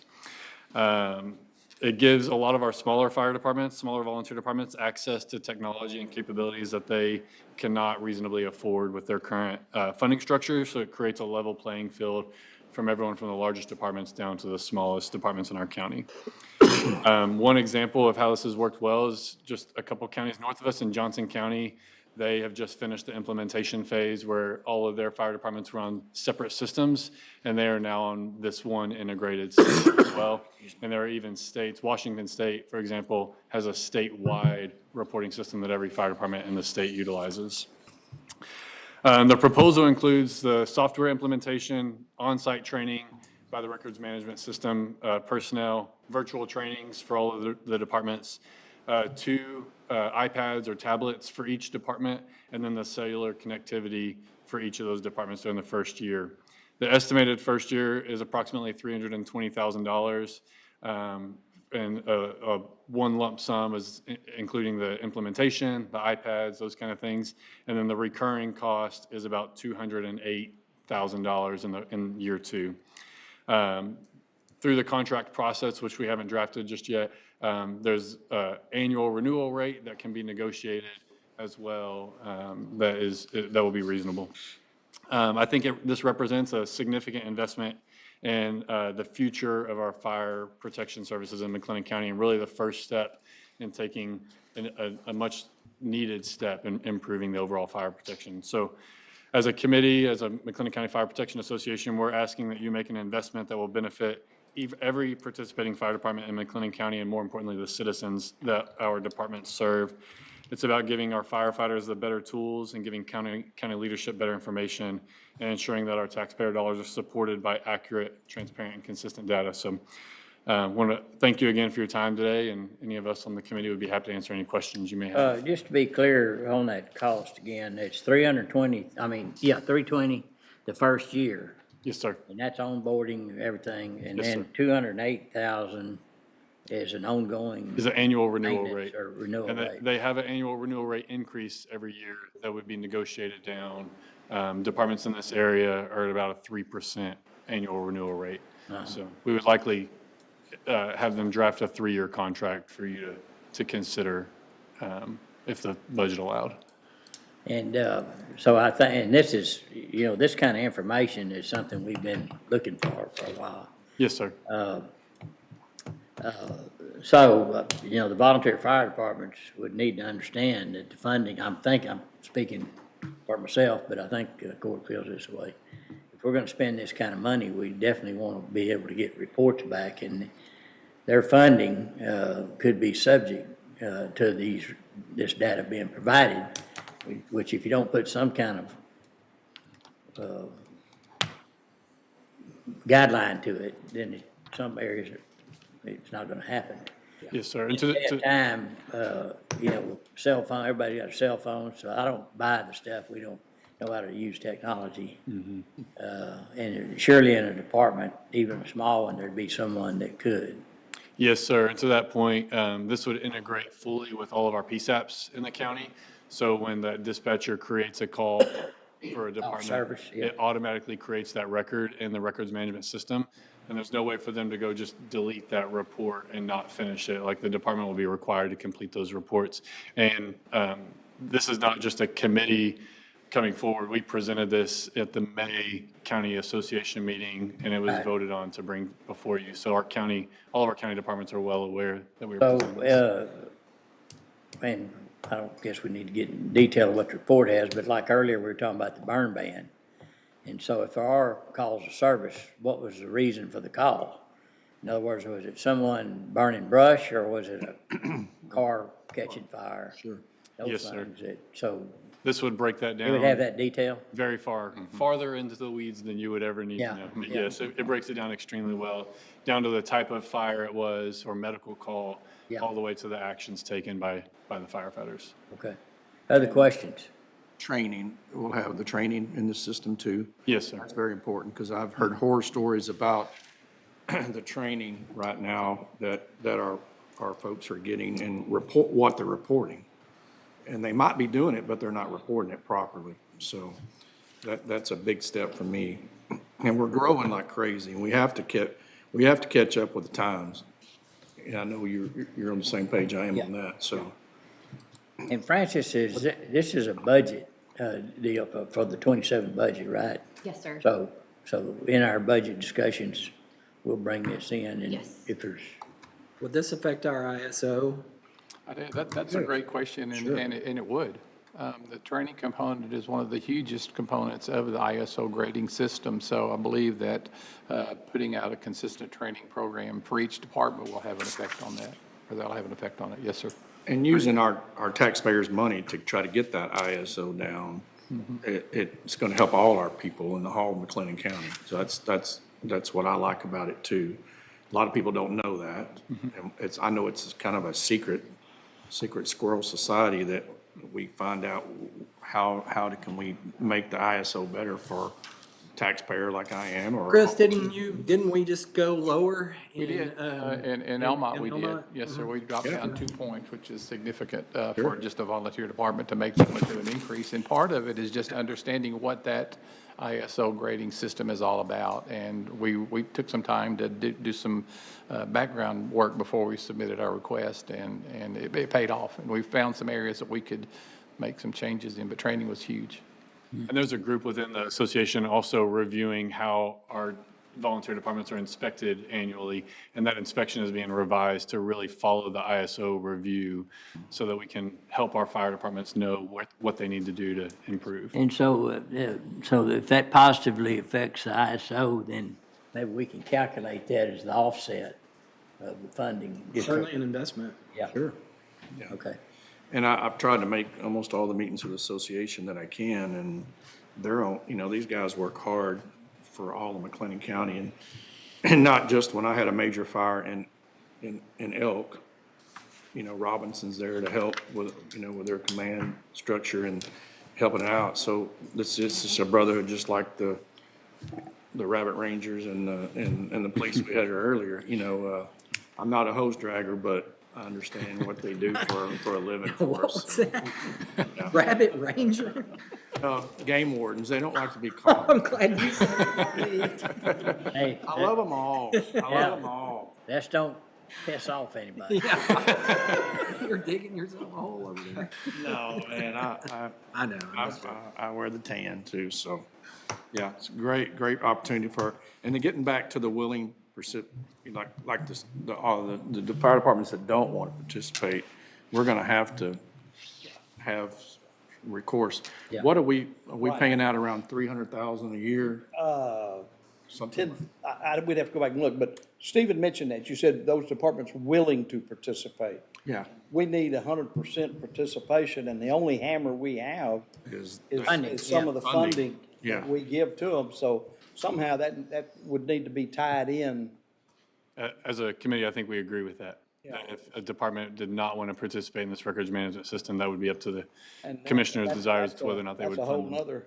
Yeah, and I really don't think that'll happen, but if it does, we need to figure out if, let's say, a volunteer fire department just walks out on us, how do we cover that area? I don't anticipate that. I I mean, certainly think, hope it wouldn't happen, but. How, on your vote, I wasn't there that night, how'd the vote go? I mean, It percent. was 13 in favor and 5 against. I talked to a couple of them that were against after the meeting, and a couple of them, or 2 of the departments in particular, said they didn't vote for it because they couldn't hear the presentation well because there weren't microphones in the room. Okay. And after we had a chance to talk. You they sit were down, far more- one-on-one with those folks, but, if there's a department that is hesitant, then the commissioner for that area, would go talk to them and Absolutely. all that. But, obviously, we don't want to be, we, almost everything that we fund, there's data that gives us the reason to do it. And that was one that was kind of, well, we'll cut them a little slack, but, it's the tool's there now, so. well, just Time for slack is over. Yeah. Well, look at, Ms. Collins' report. She's got data. Yeah. Shows us some great data, and we got to have that, and we all know that. And this group especially knows it, so. Well, and Diddy knows what I'm talking about. Sometimes you may have to just tell them how the cow eats cabbage. Yeah, That's yeah. the way it's gonna be, you know, right, Denny? Yes, sir. All of this information flows to one spot. Is that it goes to emergency, will be like a mainframe or something that collects it all? And that's Correct. gonna be in emergency management? They call it parent-child relationship. So emergency management likely would be the contract, the parent, and every department is the child. So Robinson has access to Robinson's information, so I can't go in and change Elmont's personnel or anything like that. Can't So change it, but would you have access to we look could at it? see, there's visibility as to what each department would share, and there would be guidelines set by, I think, the commissioners of emergency management of what information is shared. We're on a system right now in Robinson that Hewitt and Lorena are also on, and we share, hydrant locations and commercial pre-planned information. So if we're assisting Hewitt, we can see all their information en route to the call, and that would be consistent across the board for this system. You know, with the industrial growth too, that's, it's important that Yeah. everybody Especially as it knows moves out the county. what they're rolling up Well, on. yeah, and, Stephen, I know that y'all, in y'all association meetings, do y'all ever discuss and share like funding sources where funding comes from? Because I know Robinson has a unique funding source that helps them. Do y'all share that with the other departments as far as consideration, something they could look at? I don't know that we have in the past, unlike alternative revenues other than, Other than County funds. barbecues and chili cook-offs? yeah, I think we do our best to share information about local, state, and federal grants. Robinson's relationship with the city is positive, and they're Right. very supportive. So we receive a budget from the city, although we're a separate entity. Right. But not every county department is tied to a city, and not every city has the means to be able to do that. Yeah. But we do share as much grant. In fact, Elmont, Robinson, there's 5 departments that have gone in together for one federal grant that we submitted a couple of weeks ago. We're currently collecting data from the departments, and one of the questions is where do you get your funding? Mm-hmm. Do you apply for grants? Is there, how many fundraisers you do? So again, we're collecting data. We'll have more information about that. I know you and I have discussed that funding source as far as tied to water meters and things like that and so forth. So I think those are all possibilities. And even like the grant, Stephen, you talked about, just for the training every year, that you automatically really get it. You got to put in for it though. Especially- Yeah, every department receives $18,000 a year from the state just for training alone. They just have to And out of our submit it. 26, a bunch of them don't even come close to even touching that, Theoretically, that could be bunched, couldn't it? It could. One training site or 2 or 3 training sites. I think on that training piece, there's an educational piece that goes with that to show folks how to access the money. And with some of the transition recently, those new chiefs and new people come in, then they're not aware of it. So we're working on that. One of the departments to the north of me wasn't aware, and I helped them the other day ask for about $500,000 worth of stuff. And I'm not asking for these citizen firefighters to be professional firefighters. I understand that we have to have the volunteer fire departments, and it's an honor to have them in the county, but we just got to step up to the plate and be a part of this program. all right, any other questions? Great presentation. guys. Yeah, Appreciate thank y'all that. very much. Thanks for Thank you all for the time. All right, we're Sorry. working on budget, so that'll be to be considered, so. Okay. We can be here next week if needed. so. Okay, Thank you. thank you. Thank you. All right, Dustin? All right, we can move down to item M, additional items for discussion. M1 is the authorizations regarding the 104th Annual County Judge and Commissioners Association host court night. Have nothing for court today. Under M2, selection designation of public members of the Salary Grievance Committee. Mercedes, I believe we need to draw more names today. Is that correct? That is correct. All right. Yeah. Well, That's correct, Dustin. You have to be able to pronounce them correctly. is there a deadline, Mercedes, to, Not necessarily. we got to have it Well, determined before the the date date of the that we agreement, have. hearing? Right, Yeah. exactly. So if we don't get the numbers, then what does it revert to? That's a Dustin question. Dustin? Keep drawing. And I think if we can't get that, then it'd probably go back to the default with the with the elected officials Oh, making like up we the had one majority of time? the committee. Okay. Yes, sir. Okay. Did you say 9? 9. I'll keep track. Are there? There's all, yeah. Okay. Not very many left. We're running low on names. Dennis Jolie. Okay.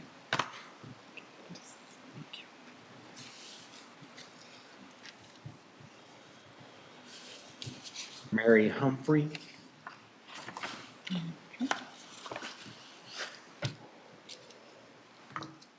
Christopher Torres.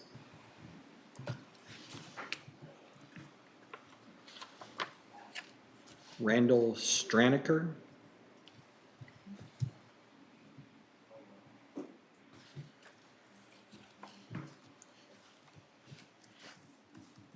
Kimberly Hilton.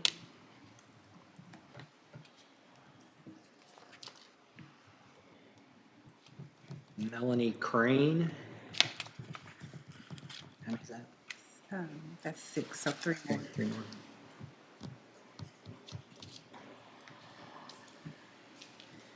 Kevin Johnson.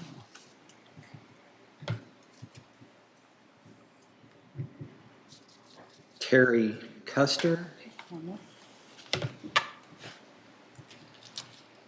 Nicole Woodward.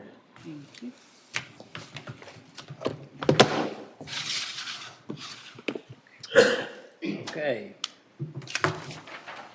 All right, we can move on to item M3 regarding Lakeland Hills Drive and Lakeland Hills Circle in Precinct 2. M3A is presentation of petition for inclusion in the county road system for maintenance, subject to upfront payment for improvement of the roads. Like to call on Commissioner Wilson, and then Mike is available online for any questions. We've been working on this for a while, and I think the residents out there have probably been asking for this for years, as far as my knowledge, but before the Commissioner Court today to authorize the county engineer to have a public hearing on purpose of hearing interested members of public connection to purpose improve acceptance of roads within the Lakeland Hills subdivision, Precinct 2, McLennan County Road System for maintenance subject to upfront payment of initial road improvements. Looks like Amy visited with me and we could have the hearing on August 18th. I think that meets the requirements, Mike, I think. Yes, and we're doing kind of a hybrid system here. I'm not really sure we're even required to meet the requirements with not having to do assessments, but we're doing it as belts and suspenders. Well, I appreciate that, and I know those residents will, but we look forward to that and to getting these issues resolved out there in these poor road conditions. Excuse me. Thank you. So, anything else? Can I make a motion? Yeah, for the hearing? For the hearing. For the date of the hearing? Yes. Mm-hmm. Yes. I make a motion for the day of the hearing to be August 18th in our court date. Second. I have a motion second. Any discussion? Judge, I've got some, I want to raise some concerns, okay?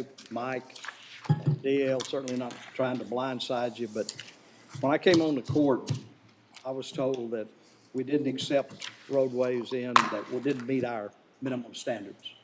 I was told that from the get-go. It seems like we're bailing out an HOA that obviously did nothing or very little to maintain the roads during the time. I thought that's what an HOA was for. One of the responsibilities of an HOA. So we're basically bailing out someone that didn't take care of what they were supposed to do. How many other HOAs are out there that are going to ask us to do the same thing? What kind of precedent are we setting, guys, if we accept this? How many HOAs are in your precinct that basically could do nothing from now on and then come to us and say, take care of our roads? We'll pay you a flat amount. We don't know. We don't know how many of them don't meet our specs or anything. And I guess the last thing that bothers me is I had this same situation come up with a private road in my precinct, and I told them before we would accept it, they had to bring it up to county specs. And so it's difficult for me from that standpoint to be in favor of this when I told people in my own precinct but I wouldn't take their road if they didn't bring them up to our specs, and then we would maintain it after that.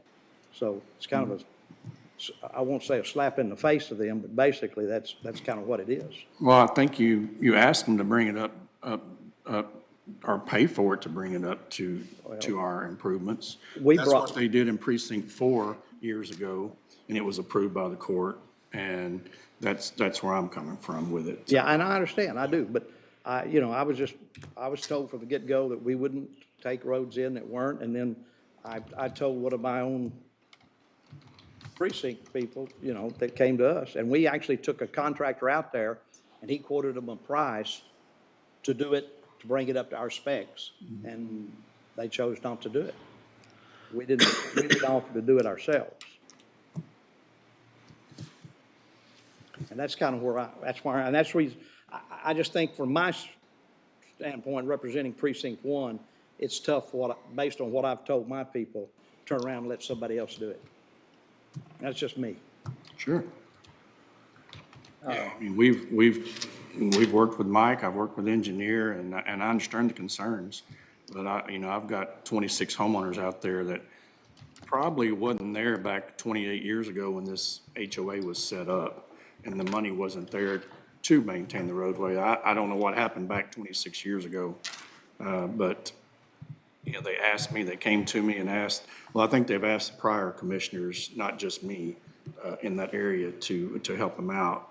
And it's a beautiful community, and they pay a lot of taxes to McLennan County, and they have no return for it, is the way I look at it. And they're asking us to take over the road, and I don't see a problem with that.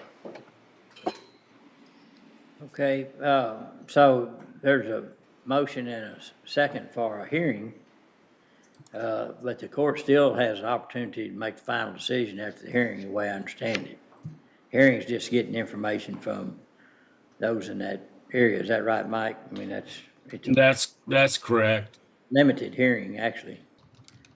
Well, it's a hearing for any member of the public that wishes to speak, but. Right, okay. Okay. Someone could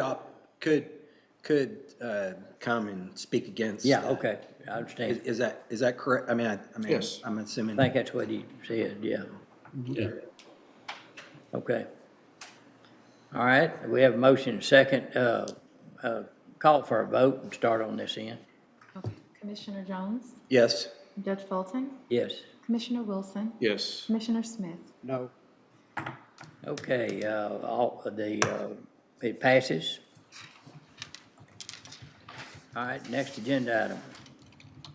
All right, while we have Mike, if we could drop down to item M8, this is approved filing of lawsuit by McLennan County against Steel and Pipe Supply Company and driver for damage to Chapel Road.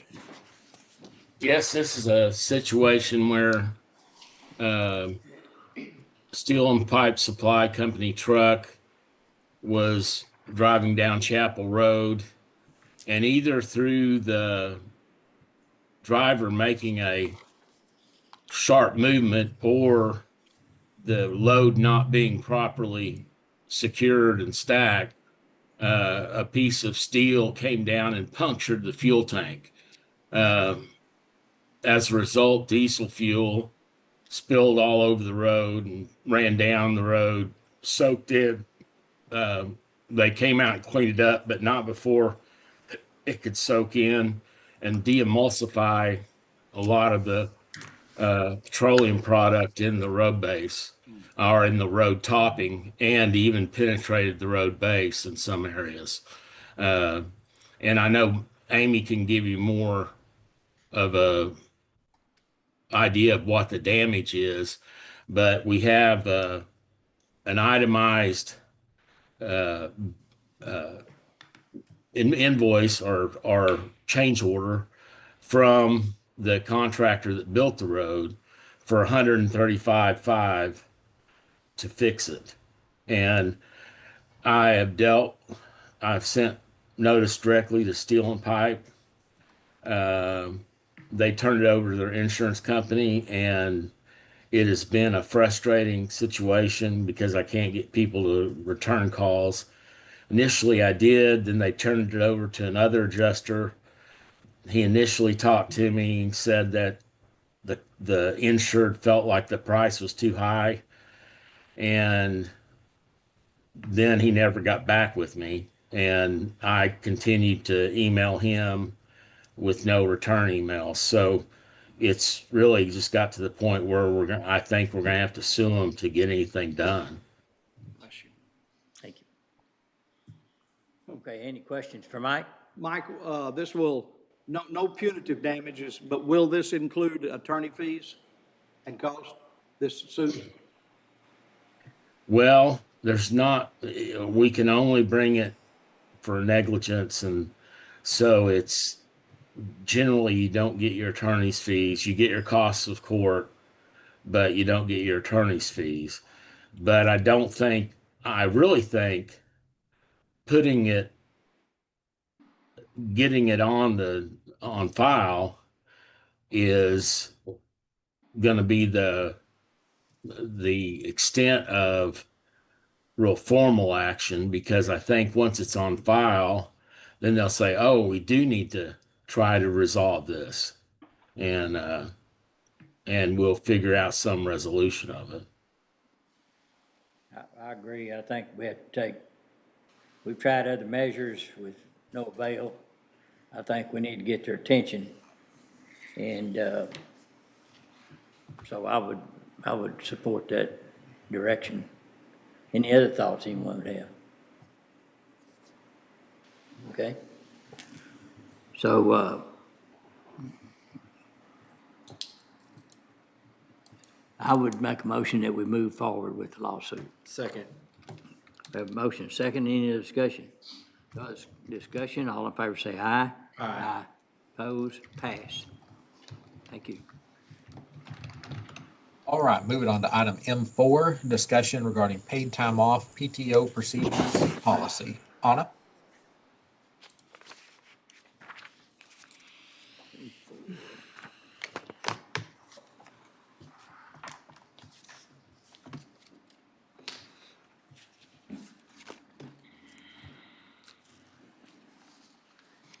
So I have this item for discussion related to our paid time off policies, specifically in regard to paid time off payout.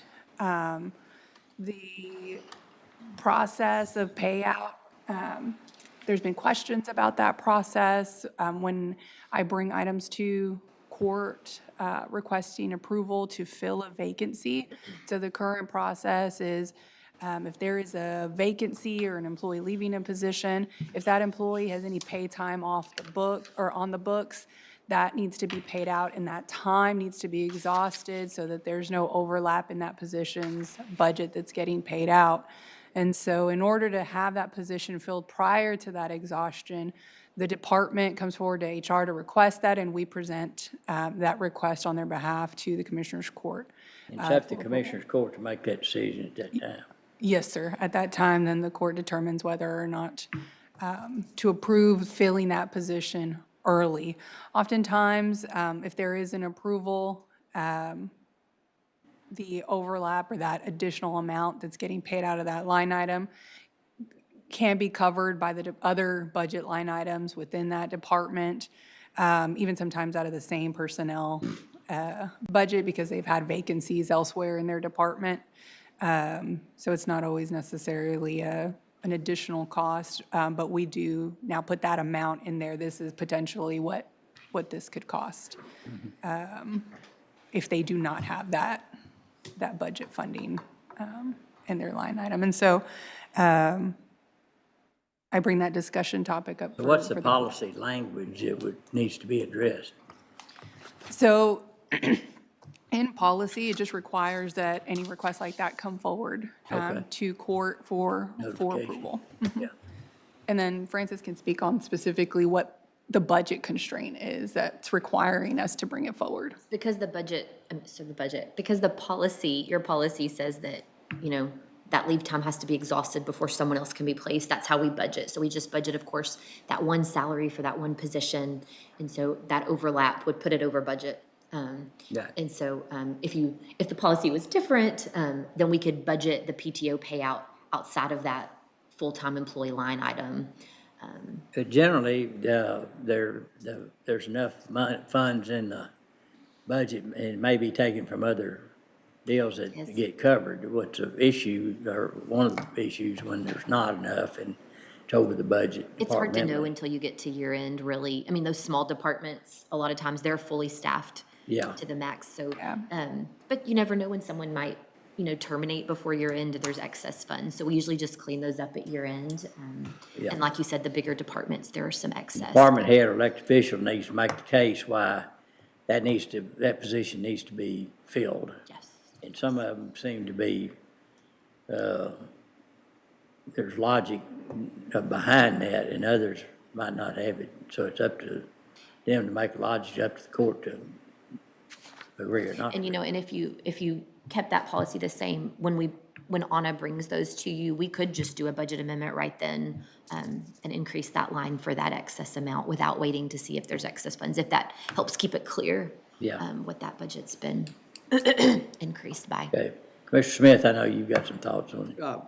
Anna, theoretically, let's assume someone has about 2 weeks of PTO, and the department head asked to hire immediately and pay that PTO. About how long does it take to get that new hire in place, generally speaking? I mean, it doesn't happen the next day.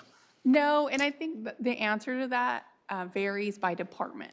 And so, for example, if it is a smaller department that typically doesn't have vacancies, then that could be anywhere from a month to 6 weeks. So theoretically, then we're paying someone their PTO, but not getting a person in that position immediately.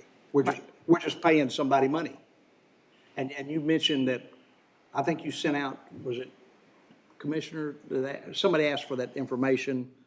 In the last, how many years, we paid out almost $200,000 in PTO? 169,000 was the overlapping payout, but of that, we can't, we weren't able to assess, how much of that actually went over a personnel budget for that department, but we just know that was the overlap. Right. The overlapping cost, and I think it was 169,000 over the last 5 years. Yeah, and I think y'all pretty well know my position on it, and going forward, as I've said, if a person takes 2 weeks vacation, they take 2 weeks FMLA, we don't replace them. We don't replace them, but all of a sudden, somebody retires, and it's important to get somebody in that spot right away. It doesn't make sense to me. Well, the one on vacation is gonna come back. And the one that's on vacation is gonna come back, the one that's. But they're saying they need leaving. it for the department to run efficiently. Yeah. Well, it's running while they're on vacation. So I think that would be, it could be a valid point depending on, the logic behind their presentation to us. We either have to agree with them or not. We don't have to agree with them.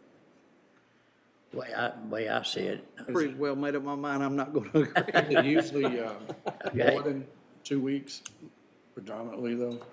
Yes, typically the departments that are coming forward with that request, it's because the person that's leaving is maxed out and. Like 6 weeks or 8 weeks or. Right, and the most common requester is the jail or the sheriff's office, where they do have a list of applicants that are ready to fill those positions, unlike the scenario I gave with the small office. They have folks. Okay, even if that on the lineup. applicant fills a position, they still have to go through HR for HR training and HR this and fill out. So it's not a next day deal, even if they have applicants on file.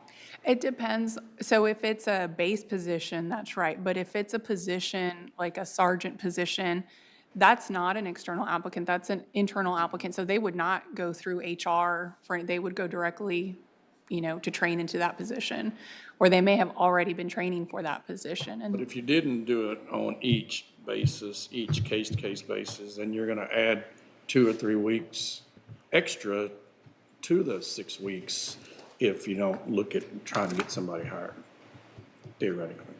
we can post as Right. before the ability to fill it. But let's say that's just 3 additional,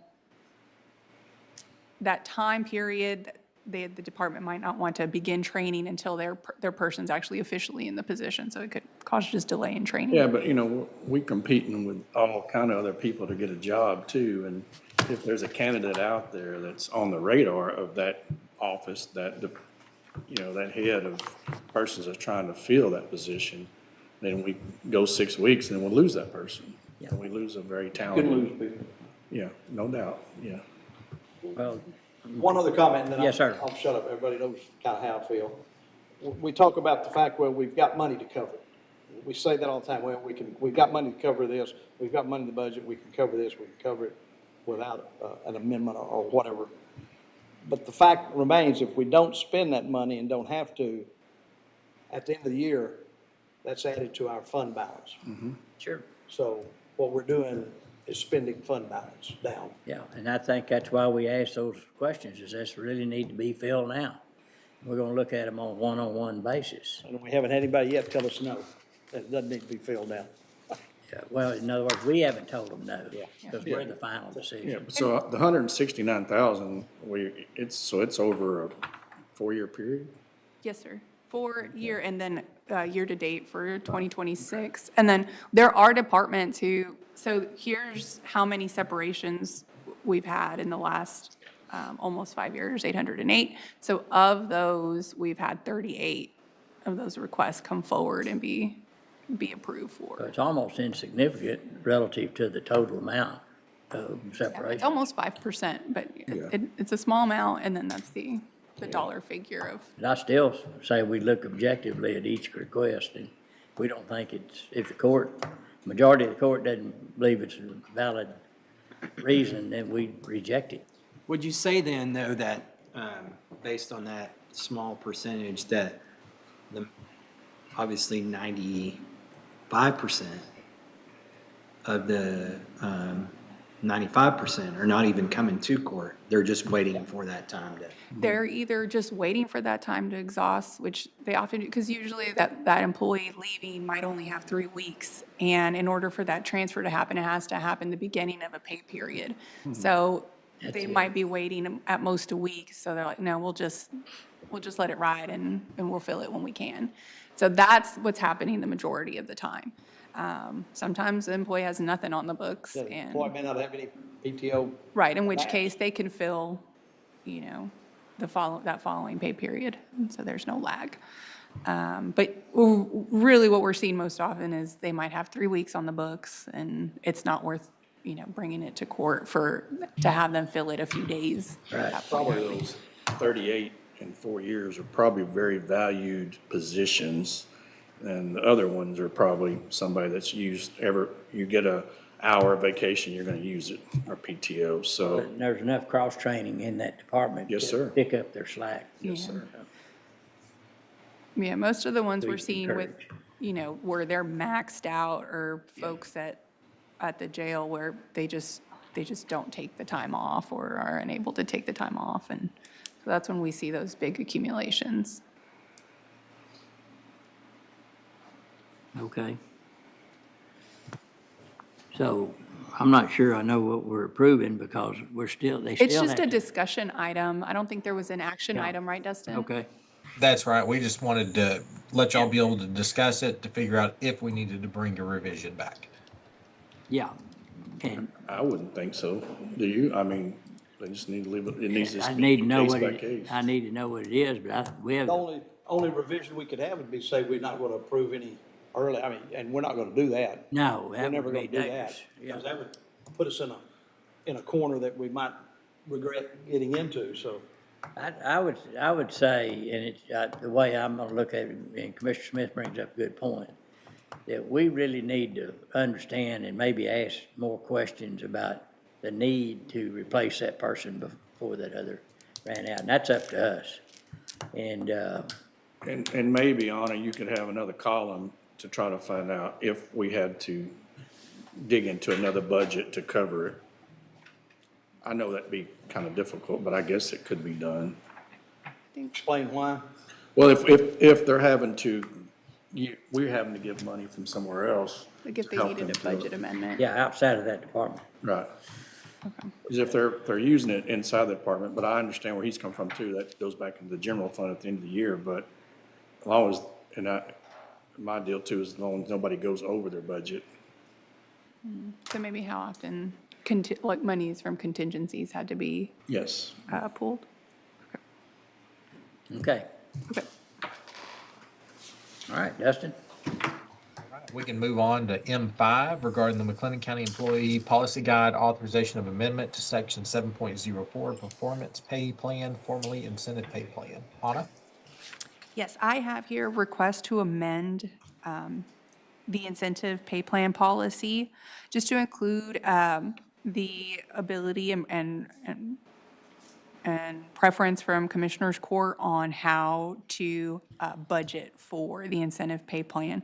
And so currently, the policy reads that Commissioners Court sets a percentage of the cumulative budgeted amount for full-time regular employees in each department to be used for incentive pay funding. And so that will remain, but we're adding another ability here to set a fixed amount or a not to exceed dollar amount for that budget. So the percentage can be set, but without knowing exactly how many vacancies there will be, this language here makes it clear that the court has the ability to set that fixed amount, where this might be the percentage, but it should not go over a fixed dollar amount. And so we're just adding that language into the So- incentive pay plan policy so that this is available for explanation to employees. So in the past, we put a dollar placeholder, and then the court said, well, we need to get an idea of what it is, and we put it out there, and it was a guess, I guess an educated guess. A projection. A projection. And then it became an issue that if it was over that. Especially when you're adding positions in the middle of the year like we did this past. Yeah, so I would say. Although they are not, they wouldn't be eligible though. so No, that those doesn't wouldn't make have been sense. eligible. I would recommend that if we do that our estimate is the max it could ever be. So, because we have an agreement with the employees that this is what it's gonna be, and then we change it at the end of the budget year. Oh, well, it's not your fault, but we didn't estimate what the actual amount was. And so that's gonna, in my opinion, my recommendation is to calculate the most it could be to put it in the budget. Okay. And if you look at our spreadsheet currently, that is what we did after the conversation on the last agenda. Because we know, of course, that is the max, and we won't spend all of that, but that's what we have in there now, Okay. matching with what you said. And, go I have a ahead. question. Theoretically, if we, like Commissioner was talking about, we added positions during the year, That's fair. but they weren't eligible, but did their salary amounts count in that calculation? So they wouldn't if they didn't have an eligible employee in the position. And so the things that are taken out to calculate what the incentive pay amount will be, we take out positions that are vacant and then positions that have an employee that is not eligible for the payout. And that could be because they have not met the year employment requirement, or they have some sort of low score or disciplinary action in the review period that Right. makes them And ineligible. that's to determine individual employee payout. Right. But I'm talking about the big picture, the overall amount. That overall amount that we figure it's a percentage based on overall salaries of certain groups. So then is that percentage figured against the inclusion of those employees who are hired during the year? No. So it's only from at the first day one? So if they were hired throughout the year, Does that make sense what I'm asking? I think if They weren't in existence when we came up with the budget, but I think what you're saying is, are they included in the 2% that the department gets to allocate? No, are they clear? I'm trying, let's just use theoretically $1 million. Let's say there's $1 million in there. And so we calculate what the payout's gonna be based on, and we put that amount in the budget. 2% of the $1 million.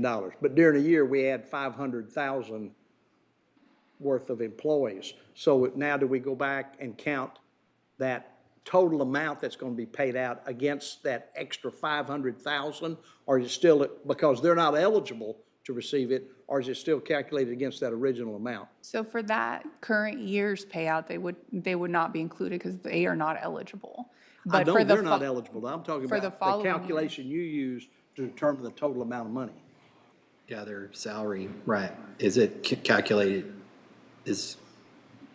I understand what he's asking. And I think, so the budget amount is calculated like during this, it's kind of like calculated during this budget work session for the FY '27 budget. So if those positions were added in FY '27, they would not Okay. count because that budget max is placed right now for FY '27, if I'm thinking about it right, Anna Francis. Okay, well, so here's the thing, in 26, we budgeted 481, but we're gonna end up spending 517, which is about an 8% over. How did that happen? Because you didn't want to budget the full amount, the full 2%. We're not going to spend it, just like we do a 96% vacancy factor. And the It's just trying to budget more realistically. Right, based on the history of previous payouts. And the 2% was based on day one total salaries. If we want the calculated amount. At what point during the year did we calculate the 2% against the total salaries For the budget, for so this that payout? would, For this payout? How was, At what point during the year did we calculate that 2%, so we ended up with 500? yeah, right, yeah. 17,000? How was the 517, 728 calculated? off of the actual current employees that would have been eligible for the pay At list. what time? When did you do that? What At date? the time of the determination date, so that would have been May 1st. Yeah, it was after we, So that's when, So that's after we added more employees. We added, Who weren't eligible. this No, that says, wouldn't have this would been- be, there'd be 30, 60, we added 60 some odd employees between 360. I'm not sure what, I guess the added position, because a lot of the positions added mid-year would not be even incentive pay eligible. wouldn't have So called those No, wouldn't they're have. not incentive pay eligible, but do their 74 salaries employees? count against the total amount that you're No. using to calculate? That's in the The policy, payout. that's in your policy, no. No, You they don't get wouldn't to have use been. that. So what could, so for instance, like, there were a less percentage of new hires than there had been in previous years that wouldn't have been eligible. So now there's more folks eligible. And also, there could have been a decrease in the amount of employees that received discipline who were ineligible. So those two things would have amounted to this $36,000 of, overage that weren't accounted for when the projection of the budget was implemented. So those 74 are the people, factors. 74 more people became eligible well, this is 24 to 26, that says 24 to 26, I don't know. I'm not sure what they're looking at. It's just the difference here, the 36,000 that was over. Oh, But I don't know how many employees exactly that would have amounted to. But I can pull up the pay list from this year and compare it to last year to get an exact number for you, but I don't know that off the top of my head. But to answer your question, the recent additions that were under the step pay plan, no, those would not have been included in what amounted to the additional. My guess is that there's a certain amount of, certain more amount of employees became eligible, not new hires, but eligible. They scored high enough to be Yeah, they scored eligible, high and then enough. less, But they weren't eligible. there might have been less discipline, disciplinary actions or And, performance improvement plans. More, higher scores in general. Was that correct? Was that what I thought you said, that the scores, there was even a perfect score? Yes, we had about 17, I believe, employees who scored between 4.5 and a 5. And then we did have supervisors actually rewarding those higher scores, but they still had to be within their 2% budget. So it is just the fact So we that got there's, closer to 2% than what we had budgeted for. Yeah, exactly. And that was all because how we calculated, we could have calculated it much differently. And like I'd say that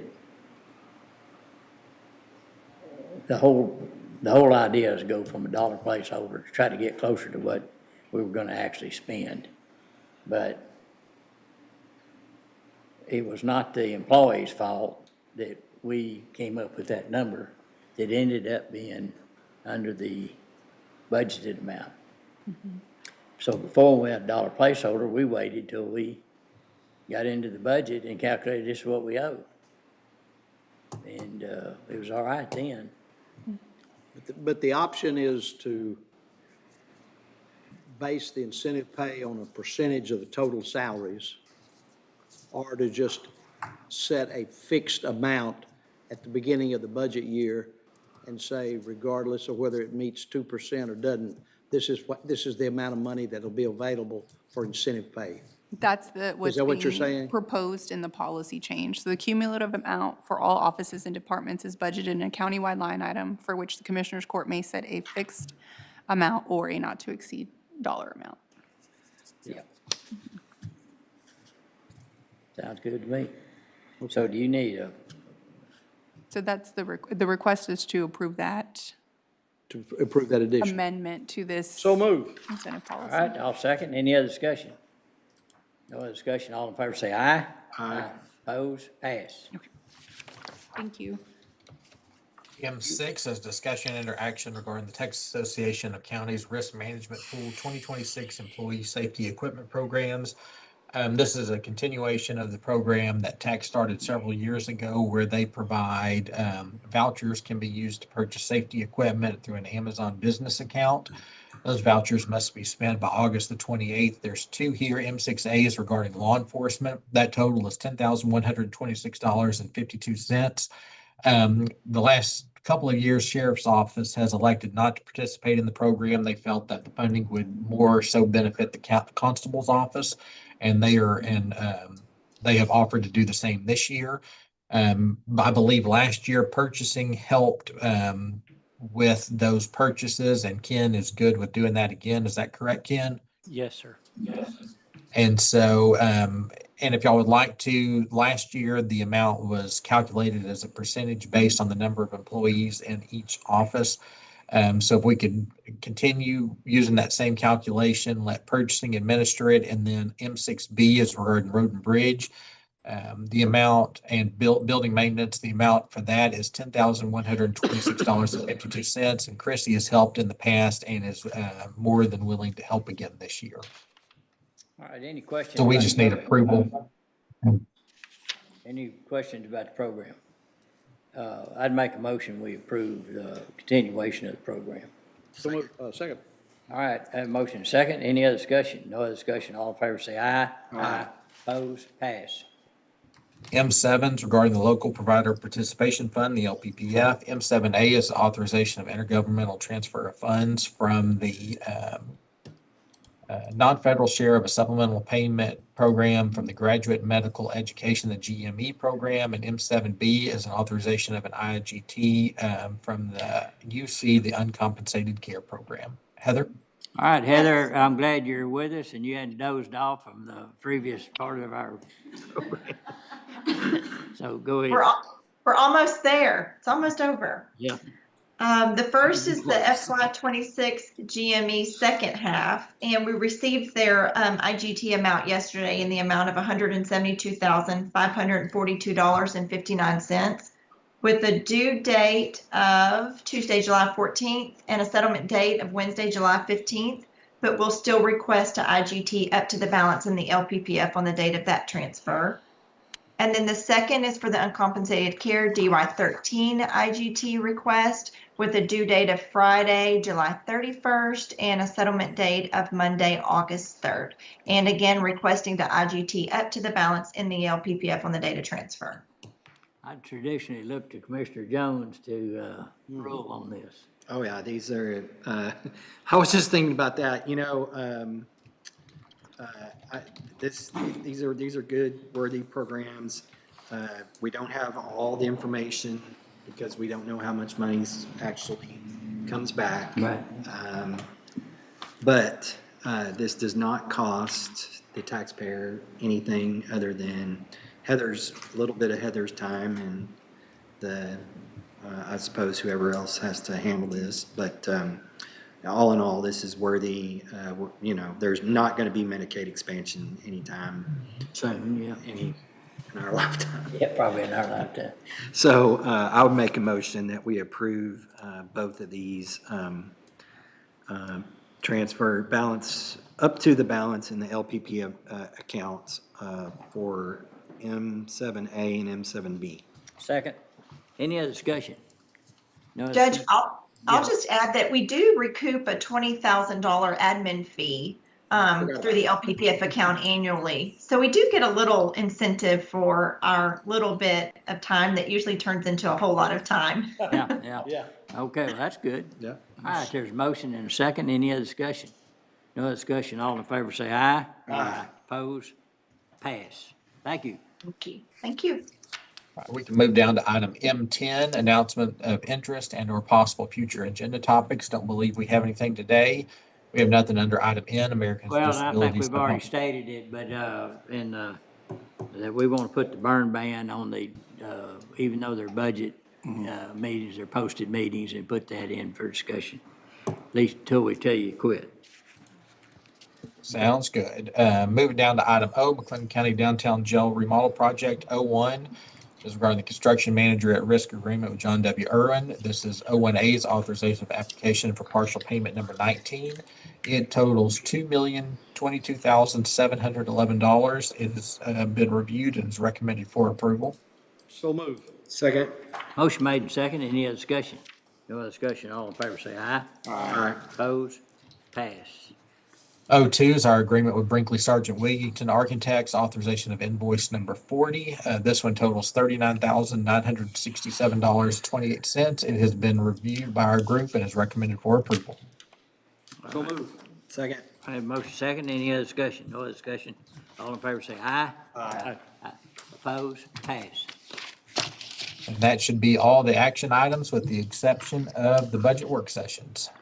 Okay, so we will recess until 1:30. Is that when we're talking? And anything else any announcements or anything? Francis, you got anything to say before we? No, sir. Okay. All right, we're going to recess.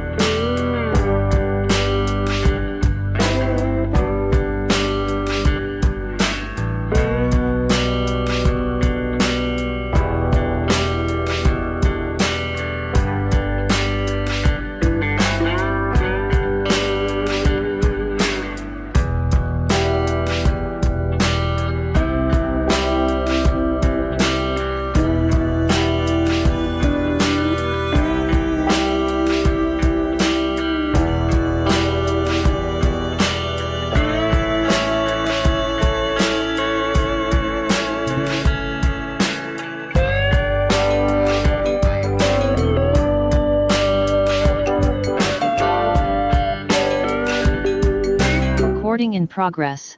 Something good to say too, huh? I can't say it now. We can go into recess. No, that's all right. All right, let's call court back into order. Okay, I'm gonna turn it over to Francis for any. I got my book, dang it. Okay, so we are just going full force into budget discussions today. So today my plan is to do some high-level, kind of big picture idea, things like we usually start with.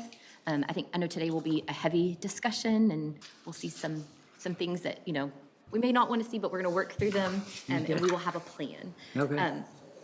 So then for the rest of the week, so tomorrow afternoon, we'll be here after lunch, and that's when we'll start going through actual requests. So we will start with Anna and personnel, and then through Thursday and Friday, we'll hear from various departments. We'll go through requests that we are able to fill you in on, so we'll get into more of the nitty-gritty, so.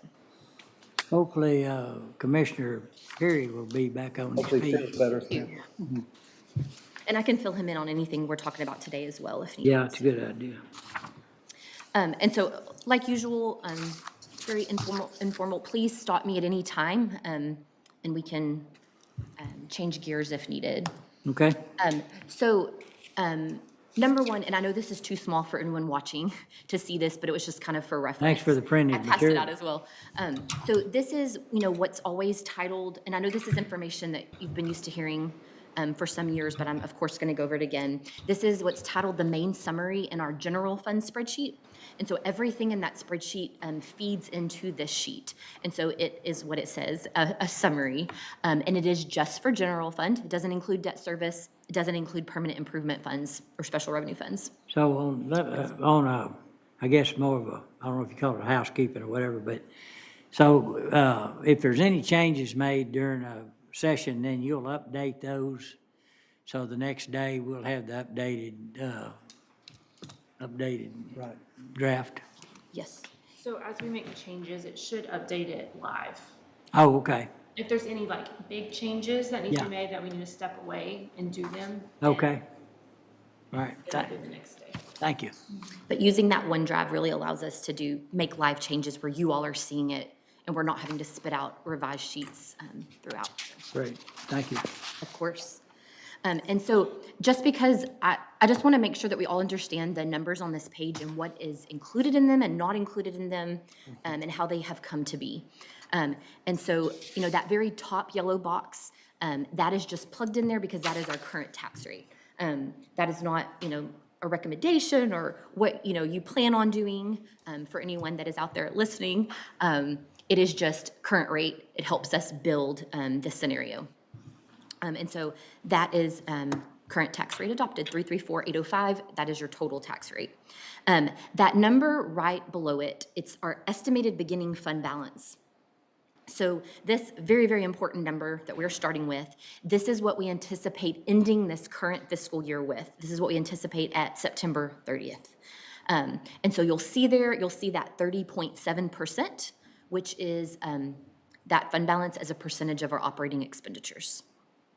So I want to just hover on that number for a second and talk through why that number is what it is. So this that I have pulled up on the screen, on very collapsed, of course, on the left, this is where we ended last summer. So for FY26, we had total revenues in our budget of $147 million. We had budgeted expenditures of 161.5. We anticipated coming under budget by 3%, and then that led us to an ending fund balance, which was 33%. And so lots of work went into, coming down to that final number. So fast forward to now, and we can pretty accurately predict where we will end at September 30th. And so you'll see their total revenues. We've collected about $500,000 more than anticipated. That's spread out among many lines: sales tax, alcoholic beverage tax, fines and fees.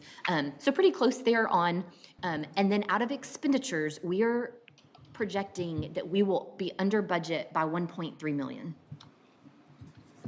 So that is less than 1%. That's good. That's really good estimate. So it is, but then, it skews, where We spent our fund balance. And so that's very, very different from anything we've seen, but I wanted to give a few reasons as to why that occurred this year. Why are we that far, why are we that less under budget? Okay, so several reasons. One is that, we moved to a 4% vacancy factor for personnel to budget more realistically. We have gotten super close to that number. I think we'll keep studying it, but 2028, if that continues, we'll have to move it to a 3% vacancy factor. And that's a good thing because that's what you strive for. You're creating positions and salaries. How many positions were created or filled from a dollar placeholder? Or new. So that was one of the other reasons. So you added 13 new full-time positions during FY26. So Those were all placeholders? the jailers were placeholders. And so your intent was to come back to those when needed. And so they let you know that there was that need and you activated those. And then there were a handful of other positions that got added. And so that also eats into that budget and creates that lessened under budget amount. We had several very large capital requests that came in mid-year. I know we had an IT-related one just in the last few weeks. That is something also that eats into Is that that number. 800,000 from the Yes. switch calculated in this? We went ahead and incorporated it, like anticipating that that's what we wanted to do. So yes, it is in there. So it wouldn't come down, that 1.3, it wouldn't be backed off that 1.3 million. It's already in there. Right, that's what I'm saying, right? And so then, again, just budgeting more realistically. We'll talk about this here in a bit, but when we get departments' budgets, if they ask for an increase and we cannot see a reason why they need that trend-wise, we don't do it. And so it's just, getting people up to budget more exact, close to what they're gonna spend.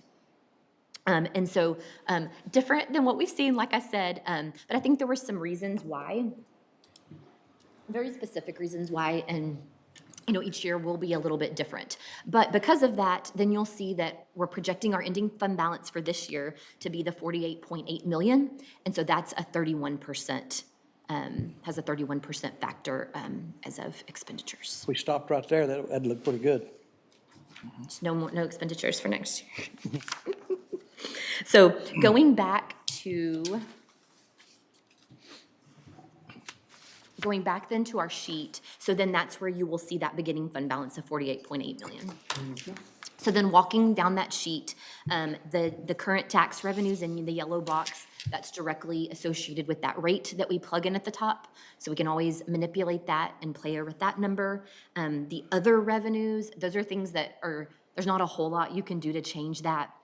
That is sales tax, fines and fees, other types of taxes, housing revenue, so all that in there. And so that's a number that we go through and estimate each line individually. And so then that gives you your total revenues currently of the 154.2 million. Any questions about that so far before we keep moving? And on the estimated other revenues, we don't set any of those rates, do we? Or I guess there's a few on fines and. There are some that we do have some control over, but some of the little pieces that you can, it's not anything very substantial. But most of them, yes, are very set based on statute and other decisions. And so then moving down, there's the line that says department expenditures. And so I'd like to go through exactly what that number is, because I think sometimes there is some confusion there. So what we do there, that number is personnel and operating. And so the personnel piece of that number is the cost needed to maintain all of our current positions at their current salary and levels. That's if nothing changed. Yes, and so like I said, you added some positions this year. The retirement rate fluctuates. That's if you made no changes to any position, no increases, no decreases, no adds. The number is embedded there to keep that going. And so just a flat, no change there on personnel. So that's embedded there. On the operating side, that is then where we then layer in all of the department requests.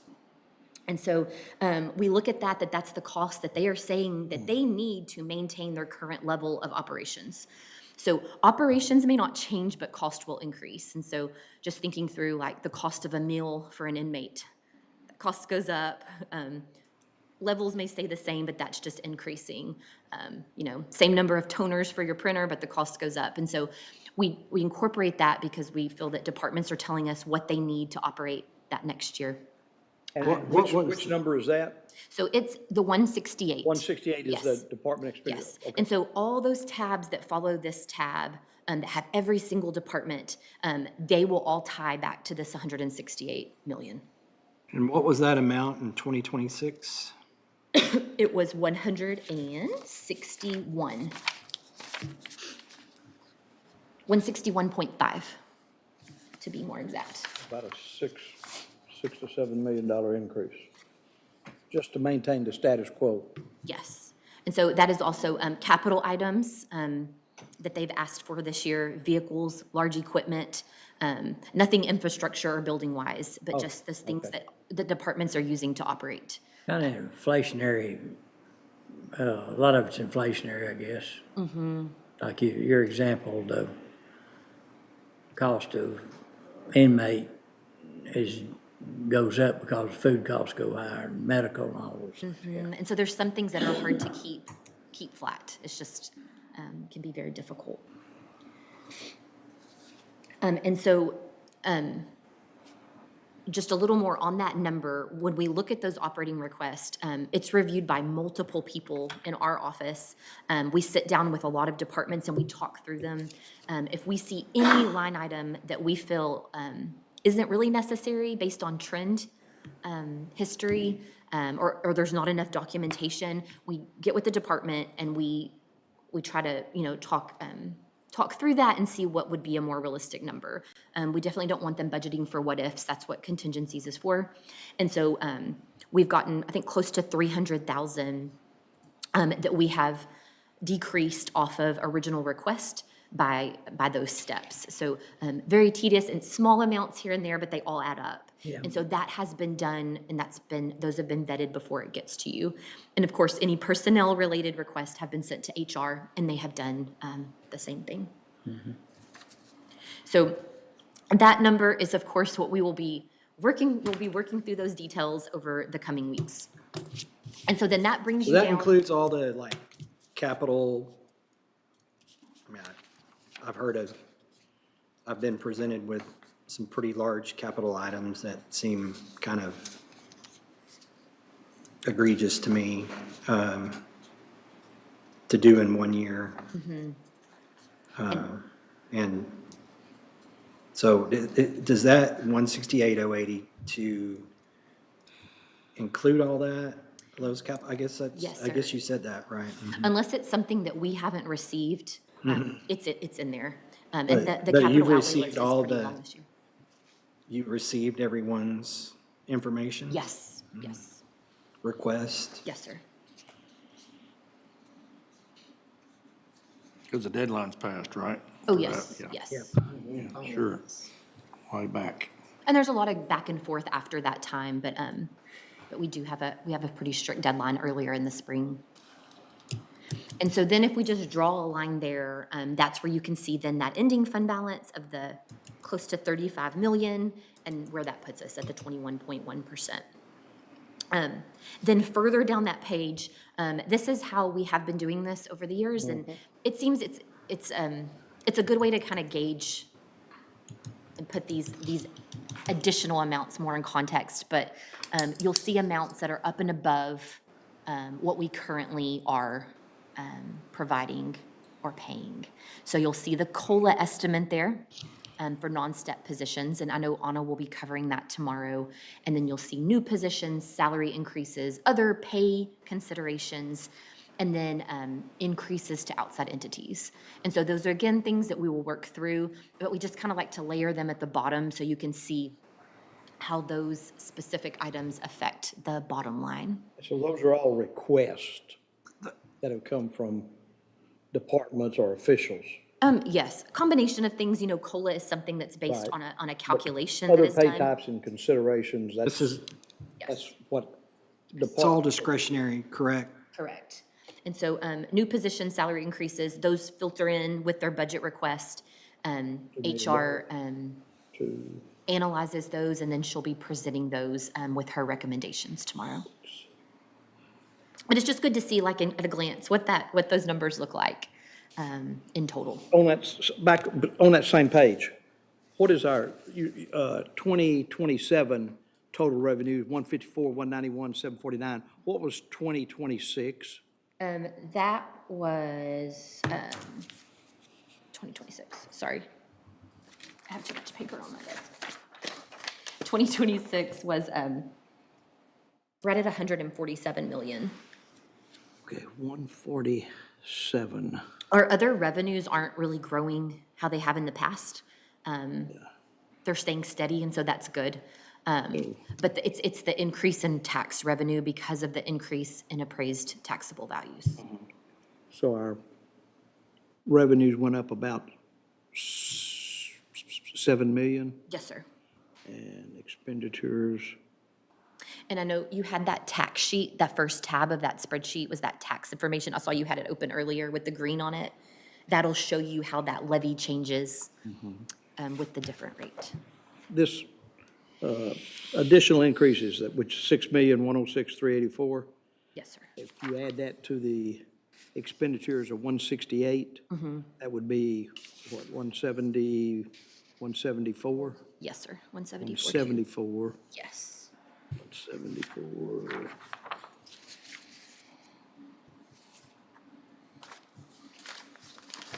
So really, that would be 174 would be the denominator. If you approved all of those additional increases, it would be 174. Yes, and it's a close to 8% increase on expenditures, all of that you were just mentioning. And we'll talk about that here in a bit too. What was the percent increase up on revenue? 147 to 154? I don't have the percentage in front of me. One second. 7 divided by 147. But if you try to marry those two percentages, they're very different numbers. So it's just,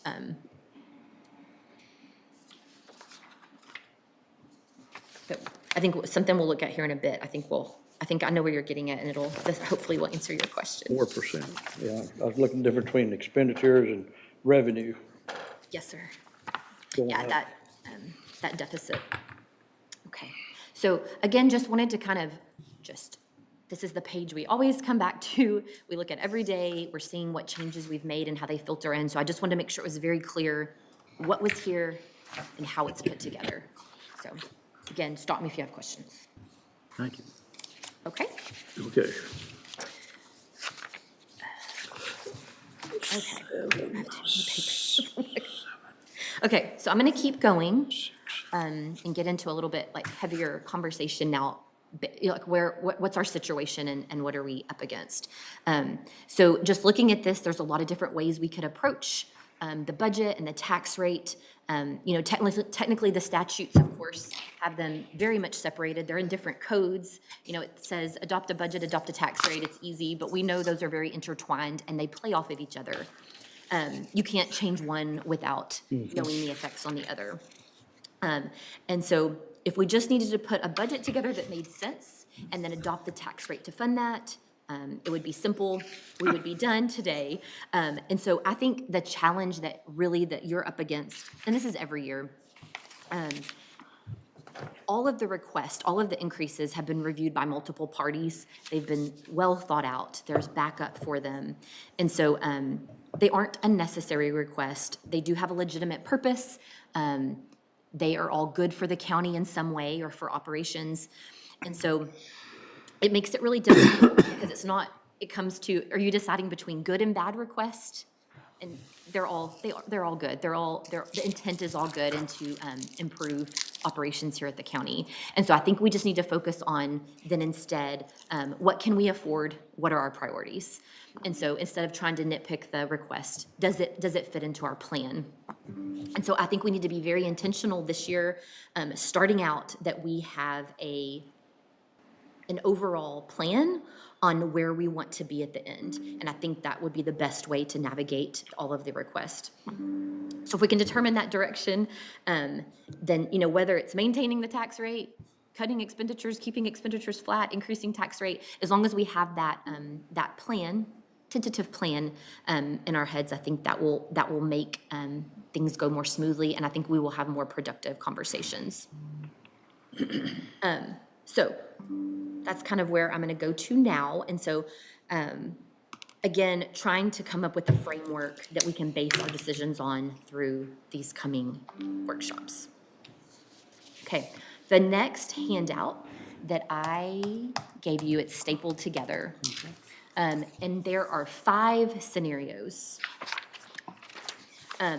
There could be 500 million scenarios if we really wanted them to be. And so I tried to pick these just because I wanted to highlight some specific changes in what they do.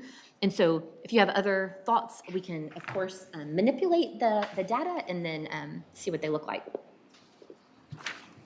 So our first scenario here, so this, if you'll look on the left column, FY26. So that's what we were looking at earlier. That's where we expect to end. So I put that up there for reference, so you can kind of bounce that off. If for 2027, and some of these are based on things that some of you have said to me in discussions, like what if we did this, what if we did that, what would it look like?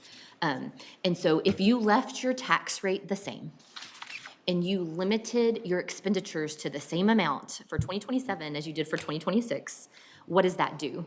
And so you'll see there in 2027, I need like a pointer. You'll see that, of course, you have your same expenditures of 161.5 million. That orange colored line, that's your structural deficit. That is your deficit between revenues and expenditures. So you'll see there that we would still have a deficit of 7.3 million, and then you'll see what your ending fund balance would be. And so there's some assumptions embedded in there, but you would come to 29%. Does that make sense? Does everybody see those? All right. Okay, and then. Say it again now, if we keep our expenditures the same. And the tax rate the same. As 2026. Same budget, same tax rate. Same budget, same tax rate. That's where we are. Okay. This was thrown out to me during a discussion, so I was like, I wanted to make sure that we can see what happens there. And so then when you move on to FY 28, 29, and 30, we then allow expenditures to start growing again, and there's a 3% factor on expenditures there, keeping the tax rate the same, and you will see how the fund balance and that deficit change. So that deficit is gone by FY 30 based on these assumptions, and your fund balance is increasing a little bit each year. So financially, this scenario is strong because you are improving your financial position. You're not including, that would be without COLA, without new positions. Yeah, without it was just something, salary I think increases, when we go through these, it was just kind of to put some context on what some of these And so all the decisions do. outside entity requests would stay the same? Yes, it was just flat number. And it's just, again, I don't think it's something that we would do or could do, but I think it's interesting to see these different perspectives and what happens over time, because we don't want to just look at this year, of course, we want to look at the future. And so this, if you something like this, not very politically, there's not a lot of political, what's the word I'm trying to look at? Pressure. Operationally, probably not the best, because like Commissioner Jones was saying, no COLA, no growth. And so financially it looks great, but operationally it would be hard, so. Maybe it's the time for hardness. So then moving to number 2, it has pink on it. It's on the second page, of course. So this is leaving that tax rate the same, but limiting your expenditures starting with FY27 to 3%. And so if you'll compare those two, you'll see where it just kind of backs up the expenditures. That growth starts in 27 instead of 28.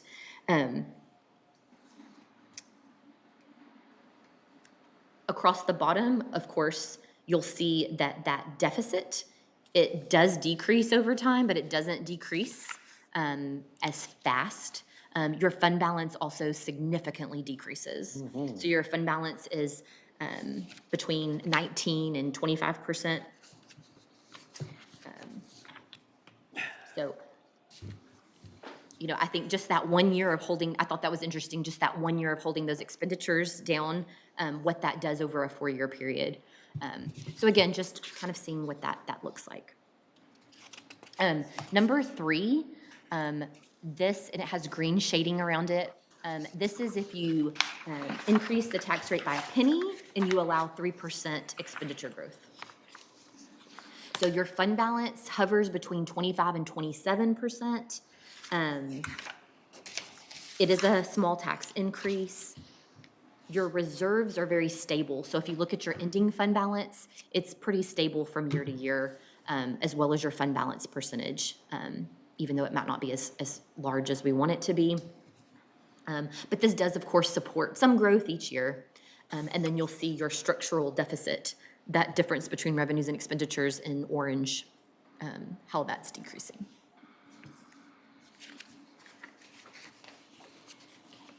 The fourth one, this is kind of the same, but increasing the tax rate by 1.5 cents.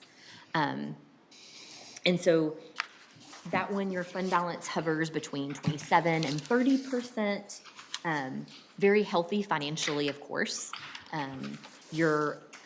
Over the next 4 years, that deficit goes down to not having a deficit, of course. And then your fund balance is very healthy. Which is always what we're striving for and trying to get closer to that 33%. And then the last one I pulled, this was 1.5 cents in expenditures, limiting them to 4%. And so again, your fund balance is declining to 20% over 4 years. And so even though you do have a larger tax increase on scenarios like this, if your expenditure growth is outpacing your revenue growth, there's really not a lot of places you can go. And so you're going to see that trend in your ending fund balance, of course, over time. And so I think, you know, again, these were ones that I just picked to kind of see how they look. I thought that was interesting and kind of to get our minds wrapped around what those decisions do. But I think any of these, I know that you're not just looking at financial, you're looking at the political impact. And we're always wanting to look at that deficit, that revenue expenditure deficit, which is what has been the issue in past years because we were relying on fund balance. And so these are just kind of summing up those scenarios. So currently our existing revenues, they are not sufficient to support ongoing expenditure growth as it is growing currently. And that's very evident when you look at the numbers currently. Of course, if we do maintain that current tax rate, we would need to reduce expenditures. There may be projects that you delay or put off or purchases. Even a slight modest tax rate increase can show long-term financial impacts for years to come, the earlier you do it.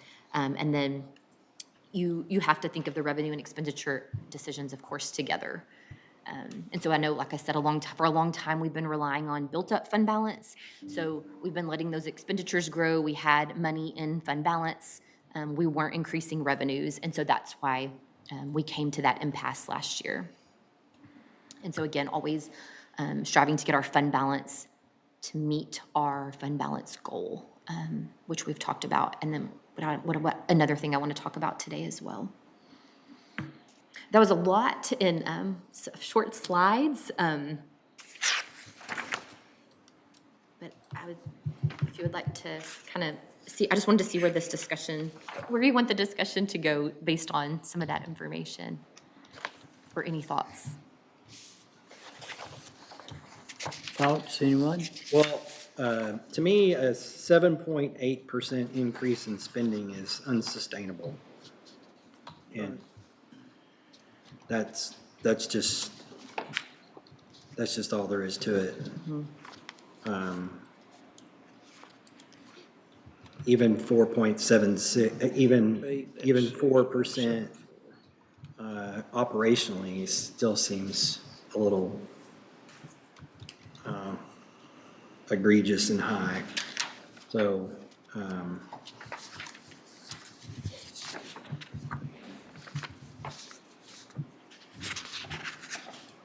you know, we're gonna be in a world pretty soon. We're not going to be able just to raise these expenses and taxes at our discretion. That's for certain. So whatever comes out of the legislature, who knows? But if anything, Yeah. if anything. Yeah. Well, when and these are rounded numbers, but based on your first page, we talk about total revenues increasing about 5%. And if you look at everything over on this first page, your expenditures are increasing about 8%. That's the wrong direction. That's not sustainable. And that number to look at is that deficit between your revenues and expenditures. So as we get our fund balance closer to, that, we've always been way above 33%, and we had that to rely on. But when we're closer to that or below that, that's where that, like you said, just not sustainable. I think we've got to make some hard decisions. I would like to see our folks come back with some cuts, with some ideas. And it seems we've never really done that, or we've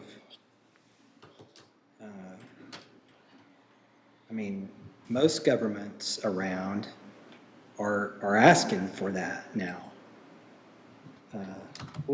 Since I've been here, we have asked them to go back and cut, Man. if they could cut another, whatever it was at the time, and some could and some couldn't, so they made their case where they couldn't, and it did help.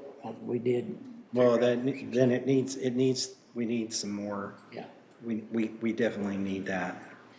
And I think as we move into later in the week, we'll sort the departments, so you can see departments that are staying flush, departments that have slight increases, and the ones that have larger, and then we'll talk through those, and then, you can determine if we need to have them review and try to bring down some of those increases. There's a $6 million additional increases we're sitting here, we're looking at that. I think at some point, we've got to decide which of these are priority items and which of them need to be redlined. And HR, Anna, she may already have, of course, those that she is recommending or not recommending, and so that we'll be able to tick some of those off tomorrow and walk through those together. So this was just kind of like an all-in view.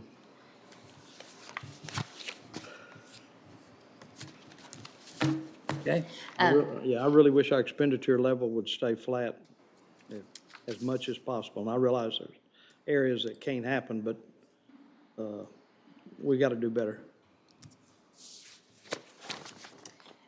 So kind of playing off the last point on that slide, talking about our fund balance. I think right now we're, focused on the growth of those expenditures and trying to get those in check.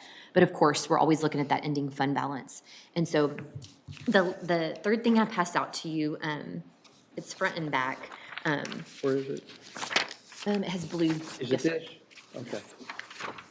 So the very top piece that's highlighted in gray, that's our current general fund reserves policy. It's 2 sentences, and so very short to the point. This is something we've continuously talked about, and most recently at the retreat. And so there were some thoughts of expanding that policy. What do we need to include in addition? And so I pulled a sample policy. This is just for your review and your discussion. But it talks about, it lists the 33% now, or labels it as our target general fund balance, and then our minimum of 25%. And that's something that was thrown around when we discussed. Again, this was just kind of throwing this out there so we can make adjustments. But that 33%, of course, being 4 months, and the 25% being 3 months.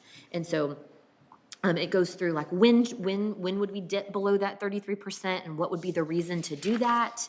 And then if you do fall below that reserve, how do you get it back? And do you have a plan for that? And there should be. So if you need to fall down, do you fall below? Do you look at 3 years and say, hey, we're going to have to, ramp up the tax rate for 3 years, cut expenditures for 3 years? And so having that long-range plan will be important. And so outlining this in the policy, I thought was helpful. I think if we identify something that's non-recurring but large, that we could consider paying that and letting it affect the unassigned fund balance percentage to go down with, just like you said, with a plan for it, so over, pay it back, and you put it on schedule in the next budget year that so much has to come back into it so we can use it again. And, I guess how you come into something in your experiences kind of set in your mind. And when, in fact, Will too came into this court, the court, it was political, but did not want to raise taxes for any reason.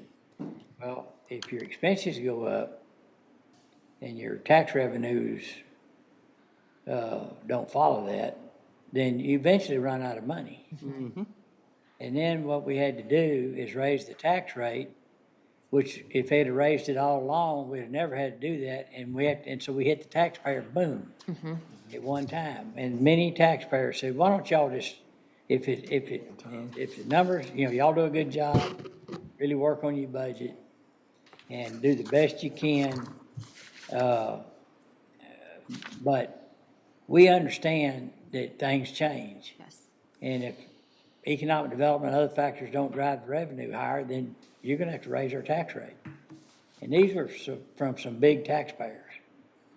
So it affected them a lot. And so I think that, in my mind, we don't avoid getting into the unassigned fund balance percentage as long as we have a plan to get it back in there. We benefited on our loan rates that our Moody's rating has been really good. They like the fact that we've had a good unassigned fund balance. I don't know what they would think if we lowered it some or whatever. We definitely don't think we should raise it because we already have a good tax rating as, we're gonna get anyway. So whatever we decide to do, that we have a plan that if we cause that to go under the whatever we adopt, that we have a way to pay it back. And I'm assuming you could help us with that. Yes, and so if it was something, like, hey, we want to incrementally increase that tax rate or just gradually increase expenditures, we can look at that over. Pray for revenues to go up, That too. That's why we invest in economic development. And, for many years too, we've relied on pretty sharp increases in sales tax revenue and other revenues like that. And it's kind of stayed static over the last couple of years. Again, it's consistent, so I don't think that's a bad thing, but but again, we were used to that as well. And so, like you said, some things like that, we may see fluctuations, higher increases rather for upper years. In my mind, and just shooting off the top of my head, before we can look at tax increase, we've got to look at expenditure decrease. I think that's step one. Yes, but both very much intertwined, and you have to I be looking understand at both. that, but I don't want to just assume we're going to raise it to offset this much expenditure. No, we're not gonna do that, and we haven't done that. We've never done that, but Yeah. We've never had to look at probably the expenditure side as much as we do this year. Yes, sir. Well, the scenario 4, What color is we raised property taxes, how much last? Cent and a half. 1.5, yes, sir. And as we expected, it increased our eroded revenue. It did, and it eroded our unassigned fund balance, but we knew we were gonna do it.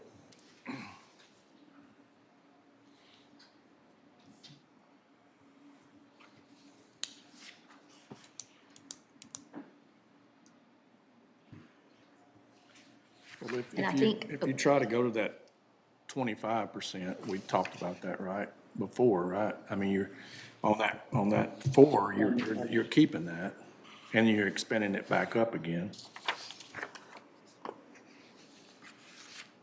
What is, an-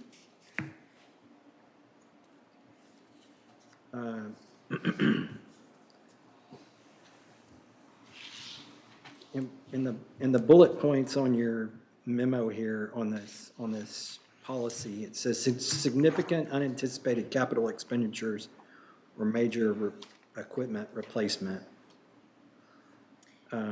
Obviously, we've got an $800,000 bill. So I think, and that's where, if that was something we were talking about now for next year, I think that's something you might be, hey, this is one time, we're gonna let our fund balance drop lower than our Not target. that 800,000. Knowing that we won't have that again next year. But at what point, though, do you finance that capital expenditure? And that's just something I think that is just kind of, we just have to, each time, each one is a little bit different. I know this one specifically, I guess it was just not paying interest cost, and $1 million Well, it doesn't wasn't fit in going our to. bond, so we would have to finance it another way. Yes, And by dipping into the unassigned fund balance, we're self-financing. Would you agree? And then you pay it back over time with no carrying cost. and it may be something, that You we can want afford look to more outside. self-finance. But I know the one that always gets brought up is, the patrol vehicles. And so I know like that will just, if we're gonna keep that if we're gonna keep it consistent and the purchase is consistent, we would just get into a routine where we're just making, 5 debt payments for 5 sets of Tahoes. So that's kind of been the other side of it. But these one-time costs. Well, when is those something that Tahoes we go need to- up between I know. 7 and 10% every I year, know. it's like, they're about, Yeah. they're about double inflation. So I think we need to do Tesla pickups. There's a bunch of them in, there's a bunch of them in Starbase. Yeah, I bet. Like, entire outside their parking lot full. Company cars, I guess. Yep. Cheap. For him. Yeah. Are we today talking about a plan, or are we just looking at overview? So We didn't come I up think with a little plan, bit did of both. I think it's just if we just have our mindset that we've got to make some changes. And I think they need to be changes, revenue and expenditures for sure. I agree. And so I think just knowing that going in, and it's kind of hard to say without looking through the detailed request yet, like, oh, we're going to do 3% and we're going to, And so I think that we can build that plan maybe through the coming days and this week and just kind of get an idea. And as you make decisions on pulling requests or minimizing items, we'll keep updating it like you were talking about earlier. Yeah. And we can keep coming back to that and looking at that percentage increase and where we're at, and then just keep plugging in scenarios. I know I looked at the department officers' request. You've got a lot of them that are actually less, which Yes. is remarkable. But there's a bunch that are 9%, 66%, 8.5%, And we'll- 8.7, 149%. And we'll go through each of those because each of them has a very specific reason, what that is and what it's tied to. And so y'all can make those decisions on. Yeah, we'll be able to scrutinize everyone. 140%. Yeah, those are the ones that the 1%ers aren't gonna affect us a bunch. But if you're talking about a lot of 100 and, Well, there's a lot of outside entities are 200%. Well, be sure that we meet our deadline on setting the rate and all that, in the past, if they did not ask for an increase or it was a small amount, then we didn't really go over those, right? Correct. Yeah, we would just go to those big items, and it's gonna be the big departments, generally speaking. And so those are the ones that if we'll get a better return on our time if we focus on those and. Definitely, and that's definitely the direction And we'll it go. doesn't mean we can't go back and pick one out. A lot of the small ones too, like I said, we've gone through and, it may just be that their fuel line is they're busting their fuel line every year. And so they need to increase it a little, things like that. And so, sometimes, like you said, we'll point it out and we'll make sure that that's transparent and clear, but it doesn't need a lot of discussion. Yeah, and I understand, a small department could have 100% increase and that'd be $2. Yes, And yes. a large department could have a 1% increase and that could be $1 million. Yes, sir. I understand that. And that's what we've got to focus on. Yes, sir. Those people have got to help us out some. So everything that we've talked about can be solved to whatever baseline that you want to get to, by the tax rate or cutting expenditures, those kind of things. I would ask the court what they think about, let's talk about the unassigned fund balance percentage, so we make that a constant that we work off of, whatever the number is. And then we go through and we everything else is gonna affect those things that, in that particular calculation. Would that make sense to have one thing that's not moving? To predetermine what our unfunded balance is going to be? Yeah. Well, I don't think any of us think that 16.8% is acceptable. No, thank you. I'll speak on behalf of Ben too, yes. Yeah. I don't think any of us. So, I mean, could we you thought even get 33 there? Wait a minute, we thought 33 was a good number for several years, and then. And it is. It is. It's been good, it's proved to be beneficial. So is there any reason we don't consider that again? And if we don't, let's just say we don't, and Well, you're the expert on that, and, I'm not that, well, no. but I mean, Well, Ben is a 25, what would 25 do to our rating? Or is there? I don't know. Then We have no way to know. we have no way until we go and we hit the Moody lady called us up. First of all, talking half the call about what's going on in Magnolia. And then the rest of it is talking about our numbers and how impressed they are about, they keep looking back about how we turned it around. Yeah, yes, sir. Back in 13 and 14 and all that, and we established, and we didn't even have a policy for what the unassigned fund balance was. I couldn't believe it. And, if you're in a bank, you've got a capital amount that you approve and work off that. But, so the court all agreed that we would set an amount, and we didn't do it overnight. In fact, Ben was the one that said, let's slow down getting to that point, which it turned out it worked well. And so, that's how we got to where we are right now, so. Will, what are your thoughts on it? Well, I mean, anywhere from 35 to 25% to me is workable. Like, Isn't that what Ben also advocated was? I really, and I think that's, So you don't want to go, like, we were finishing in, earlier in this decade, in 22 and 3, we're finishing the year out with over 50%. Yeah, but we rolled it into the next year. We always did. Yeah. And for several years, we finished with not a couple of years, we finished over. My main thing here, in my opinion, we've never had a revenue problem. We roll out of bed and generate more revenue. It's a 7.86% increase in total spending that is unsustainable. The Governor Abbott's plan, and love it or hate it, limit government spending to population plus inflation or 3.5%. Max, yeah.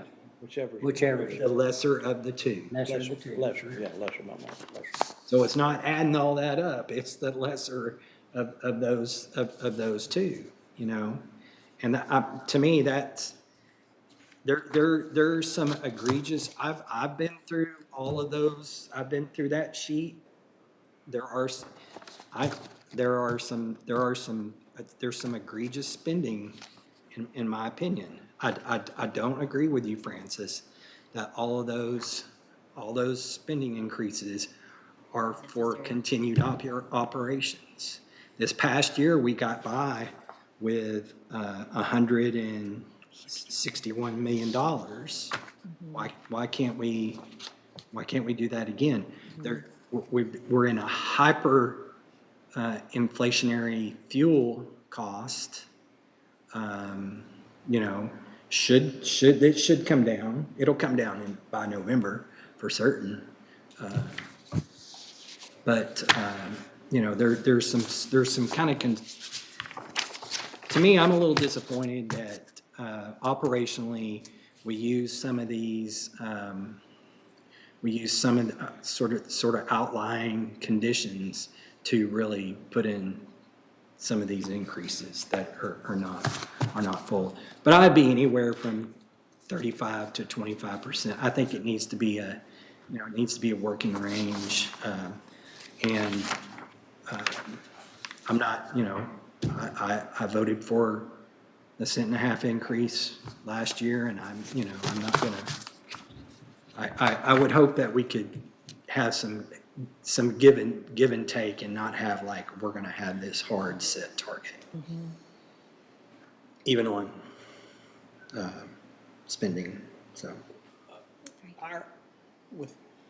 If you take our average monthly expenditures, okay, what the bills we pay every month, salaries, all the bills, how does 25% translate into reserves? Is that 3 months worth of spending, 4 months worth of spending, 5 months worth of spending? If we had no more revenue coming in, how does that work? I know personally, we were required to operate with at least three months minimum reserve to pay bills, in another world I was in. How does that 25 to 35% translate to, if your revenue stream were cut off, Yes. how many months could you go paying bills? So we would have to really we would just have to kind of pull the budget apart on, you know, your monthly recurring expenses versus someone needed a new copier and they bought, you know, spent $5,000 on a copier one time. But I mean, So we could do that. You and couldn't see. just take your expenditures, divide it by 12? Oh, sure, sure. I mean, that would be a ballpark figure, wouldn't it? Yes, yes. And so, you know, you'll see, like October expenses are always much higher than any other month. Right. Because everyone's like, oh, I got my budget, now I can buy the things that are in my budget. Right. And a lot of times it's capital. Yeah. But yes, you could just take But it on and an divide it. average, So, you know, like that. that would be my question. If I'm interpreting your question right, so like, you know, this year currently, just say 161 million. Okay, Just by 12 is 13.5 million. a month, Yes. okay. But again, it's not, of course, not Okay. So evenly then- spread. Okay, so 13.5 a month, But a big portion of that's personnel, so it is very evenly spread. so 13.5 a month. So then what is 25%? Oh, so 4 months Of of it. our, how many months would Sorry. that pay bills 40.3 million would be 3 months. of expenditure? Yes. And so if you look at that sheet, I think it will have like the main summary. It'll show, there's like a line that says target. Target, And so Target that's fund kind of balance. what that is doing. And that's 33%. That's 33. Yes, sir. So if you divide 33 by 12 then, is that what you're saying? And then multiply it back times 3, that would give you how much you would have in 3 months' time, Yes. theoretically. Yes. But let us know, and we can manipulate that, and I could put another spreadsheet together if you want to look at that a little bit differently. It'd be easy. I'm just trying to figure 3 12, 1248. It'd be about 4 months, a little over 4.5 months, maybe 5 months. At Okay. 33%. At Yes, 33%. sir. Mhm. Okay, okay. Okay. Okay. That's not unreasonable to ask. No. What percentage at 33? At 33%, you'd have about 5 months worth of bill pay. 25 would be Bill about pay. 3 Would months. be, we pull out contingencies, you know, because it's just, we don't calculate, we don't include that in the calculation for the 33%. So there's a little bit of difference there, but it should be pretty much equal to 4 months in the grand scheme of things. Well, I think we spent at least 2 years talking about what to set it at, and then, Y'all finally said it, and now. well, and then 3 years to get there. Yes. And so it just seems to me if it worked that good for that many years, why would you change it? But with the caveat that if there is a big number that doesn't fit into a bond fund and these other things, that we say, okay, here's an exception. The exception to the rule of having 33% unassigned fund balance in the bank. It is that if you pull it out for that one exception, and let's just say it's $1 million,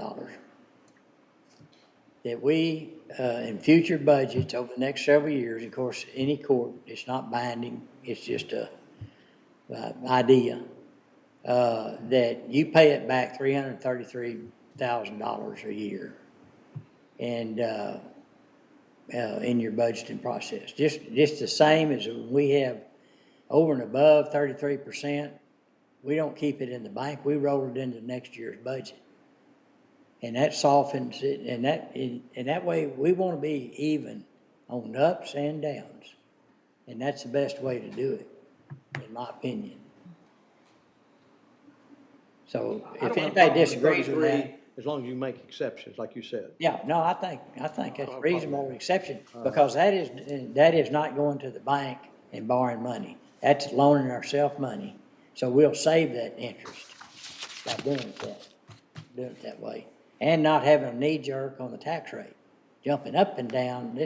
Let's just, wait, there's a better way to do this. Smooth that. But I'd say that expenditure couldn't drive us below 25%. See what I mean? So you still get your 25%, but that's your bottom baseline. Bottom line. But the policy, or philosophically, you want to get back to the 33%.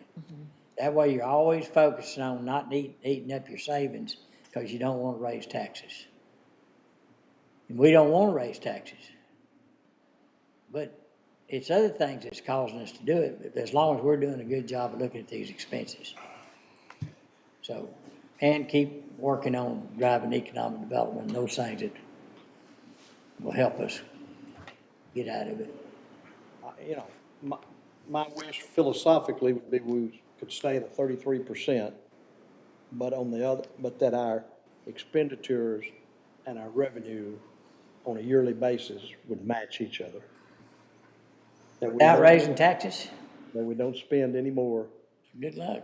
I mean, I'm talking about We could- how you live as a with taxpayer. with increment You know, growth, don't spend more yeah. money than you make. Right, with I mean, you know. Right. with As long- as long, you know, there should be increment growth every year. Yeah, sure, it should be, you're right about that.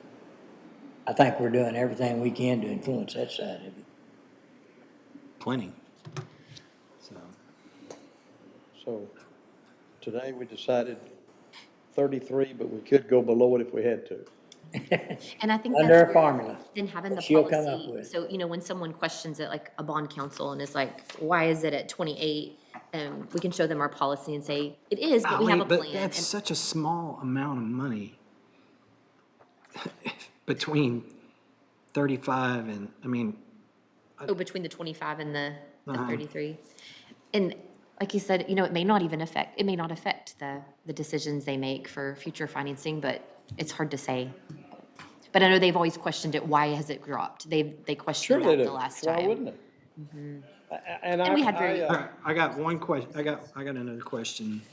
What what tax rate, is there even a scenario where we could fund this $12.6 million increase in spending? I mean, can we even go into, we'd have to go into our unused increment, wouldn't we? Above, Your to not even, Your voter approval rate, yeah. I got that somewhere. I saw it, but so your voter approval rate would increase total levy by almost 24 million. 23, 847, 560. Yes, and so, you know, definitely never anything we want to do, but that's, you know, that's why it's there. You know, we banked, like you said, those unused increment pieces over the years. And so that's why that number is pretty high, because we have not really used it very much in past years. Do you want to share, can you share your screen?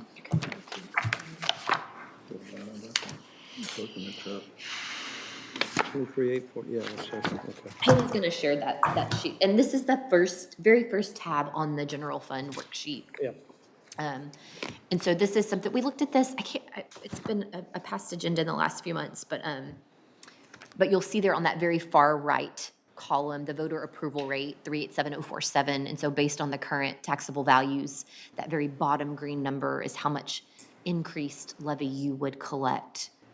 So I would, and Commissioner Smith and I spoke about this in the office with nobody else. And I completely. Glad you said that. I agree completely with what Commissioner Smith said. If we can't live within $7.3 million increase, then we ought to,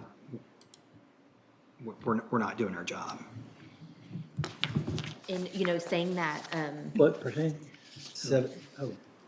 Our, But I at the think current you're- rate, our levy increases 7.3 million. Yeah. but I think your increase in expenditure should be even less than that, and that way you get those revenues and expenditures Closer. deficit I agree. closer. I agree. So, you know, That's like right. living with that, but making it as We ought as low as to be able to live in that. And that's just because of 7.3. all the growth we've had in the county. Sure. Well, Theoretically. and we raised. Well, I know, I'm talking about we it's- raised the taxes to 33. new parcels. Sure. Kind of a combination of things on how they The big companies coming through, Yes, you know, finally. we So, had graphics packaging. Is that what you were asking for Yes. the 7.4 yes, million? Yeah, That's the increase in the increment. right. And we're having, and look how much more we're having to need to make it even out. That's, like you said, it's not. There's a big difference between need and want.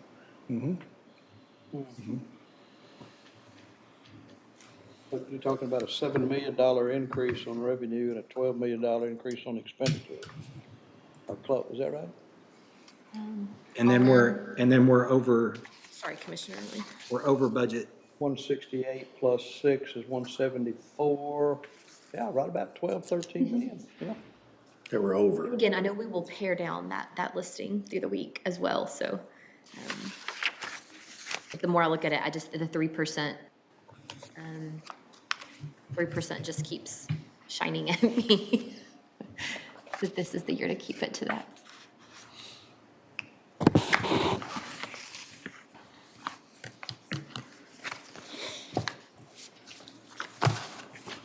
Gotta rein it in. What else, Francis? So, What other good news? that you is, got? I know, I'm like Chicken Littles. That's what I was going to present today. I didn't know how long our conversations or where they would go today, so I Yeah. didn't want to have too much to cover. Well, you got our attention, is that's what you tried to do. Yes, that was my goal. Oh, thank you. And so that's what I have today. And so we're happy to start looking at something. If you have questions or anything, if you want to throw some stuff at us to come back to you with later in the week. I think the main thing we're gonna spend a lot of time on, is going ahead and getting into the different requests and, you know, personnel discussions. And by the way, personnel discussions are probably go on in and out of this thing all the way in, so don't go anywhere. Anna. And, Don't go off to, yeah. her soccer career's over. The World Cup's going on, so I don't know how much I can do that. Only till the 19th, is that right? So,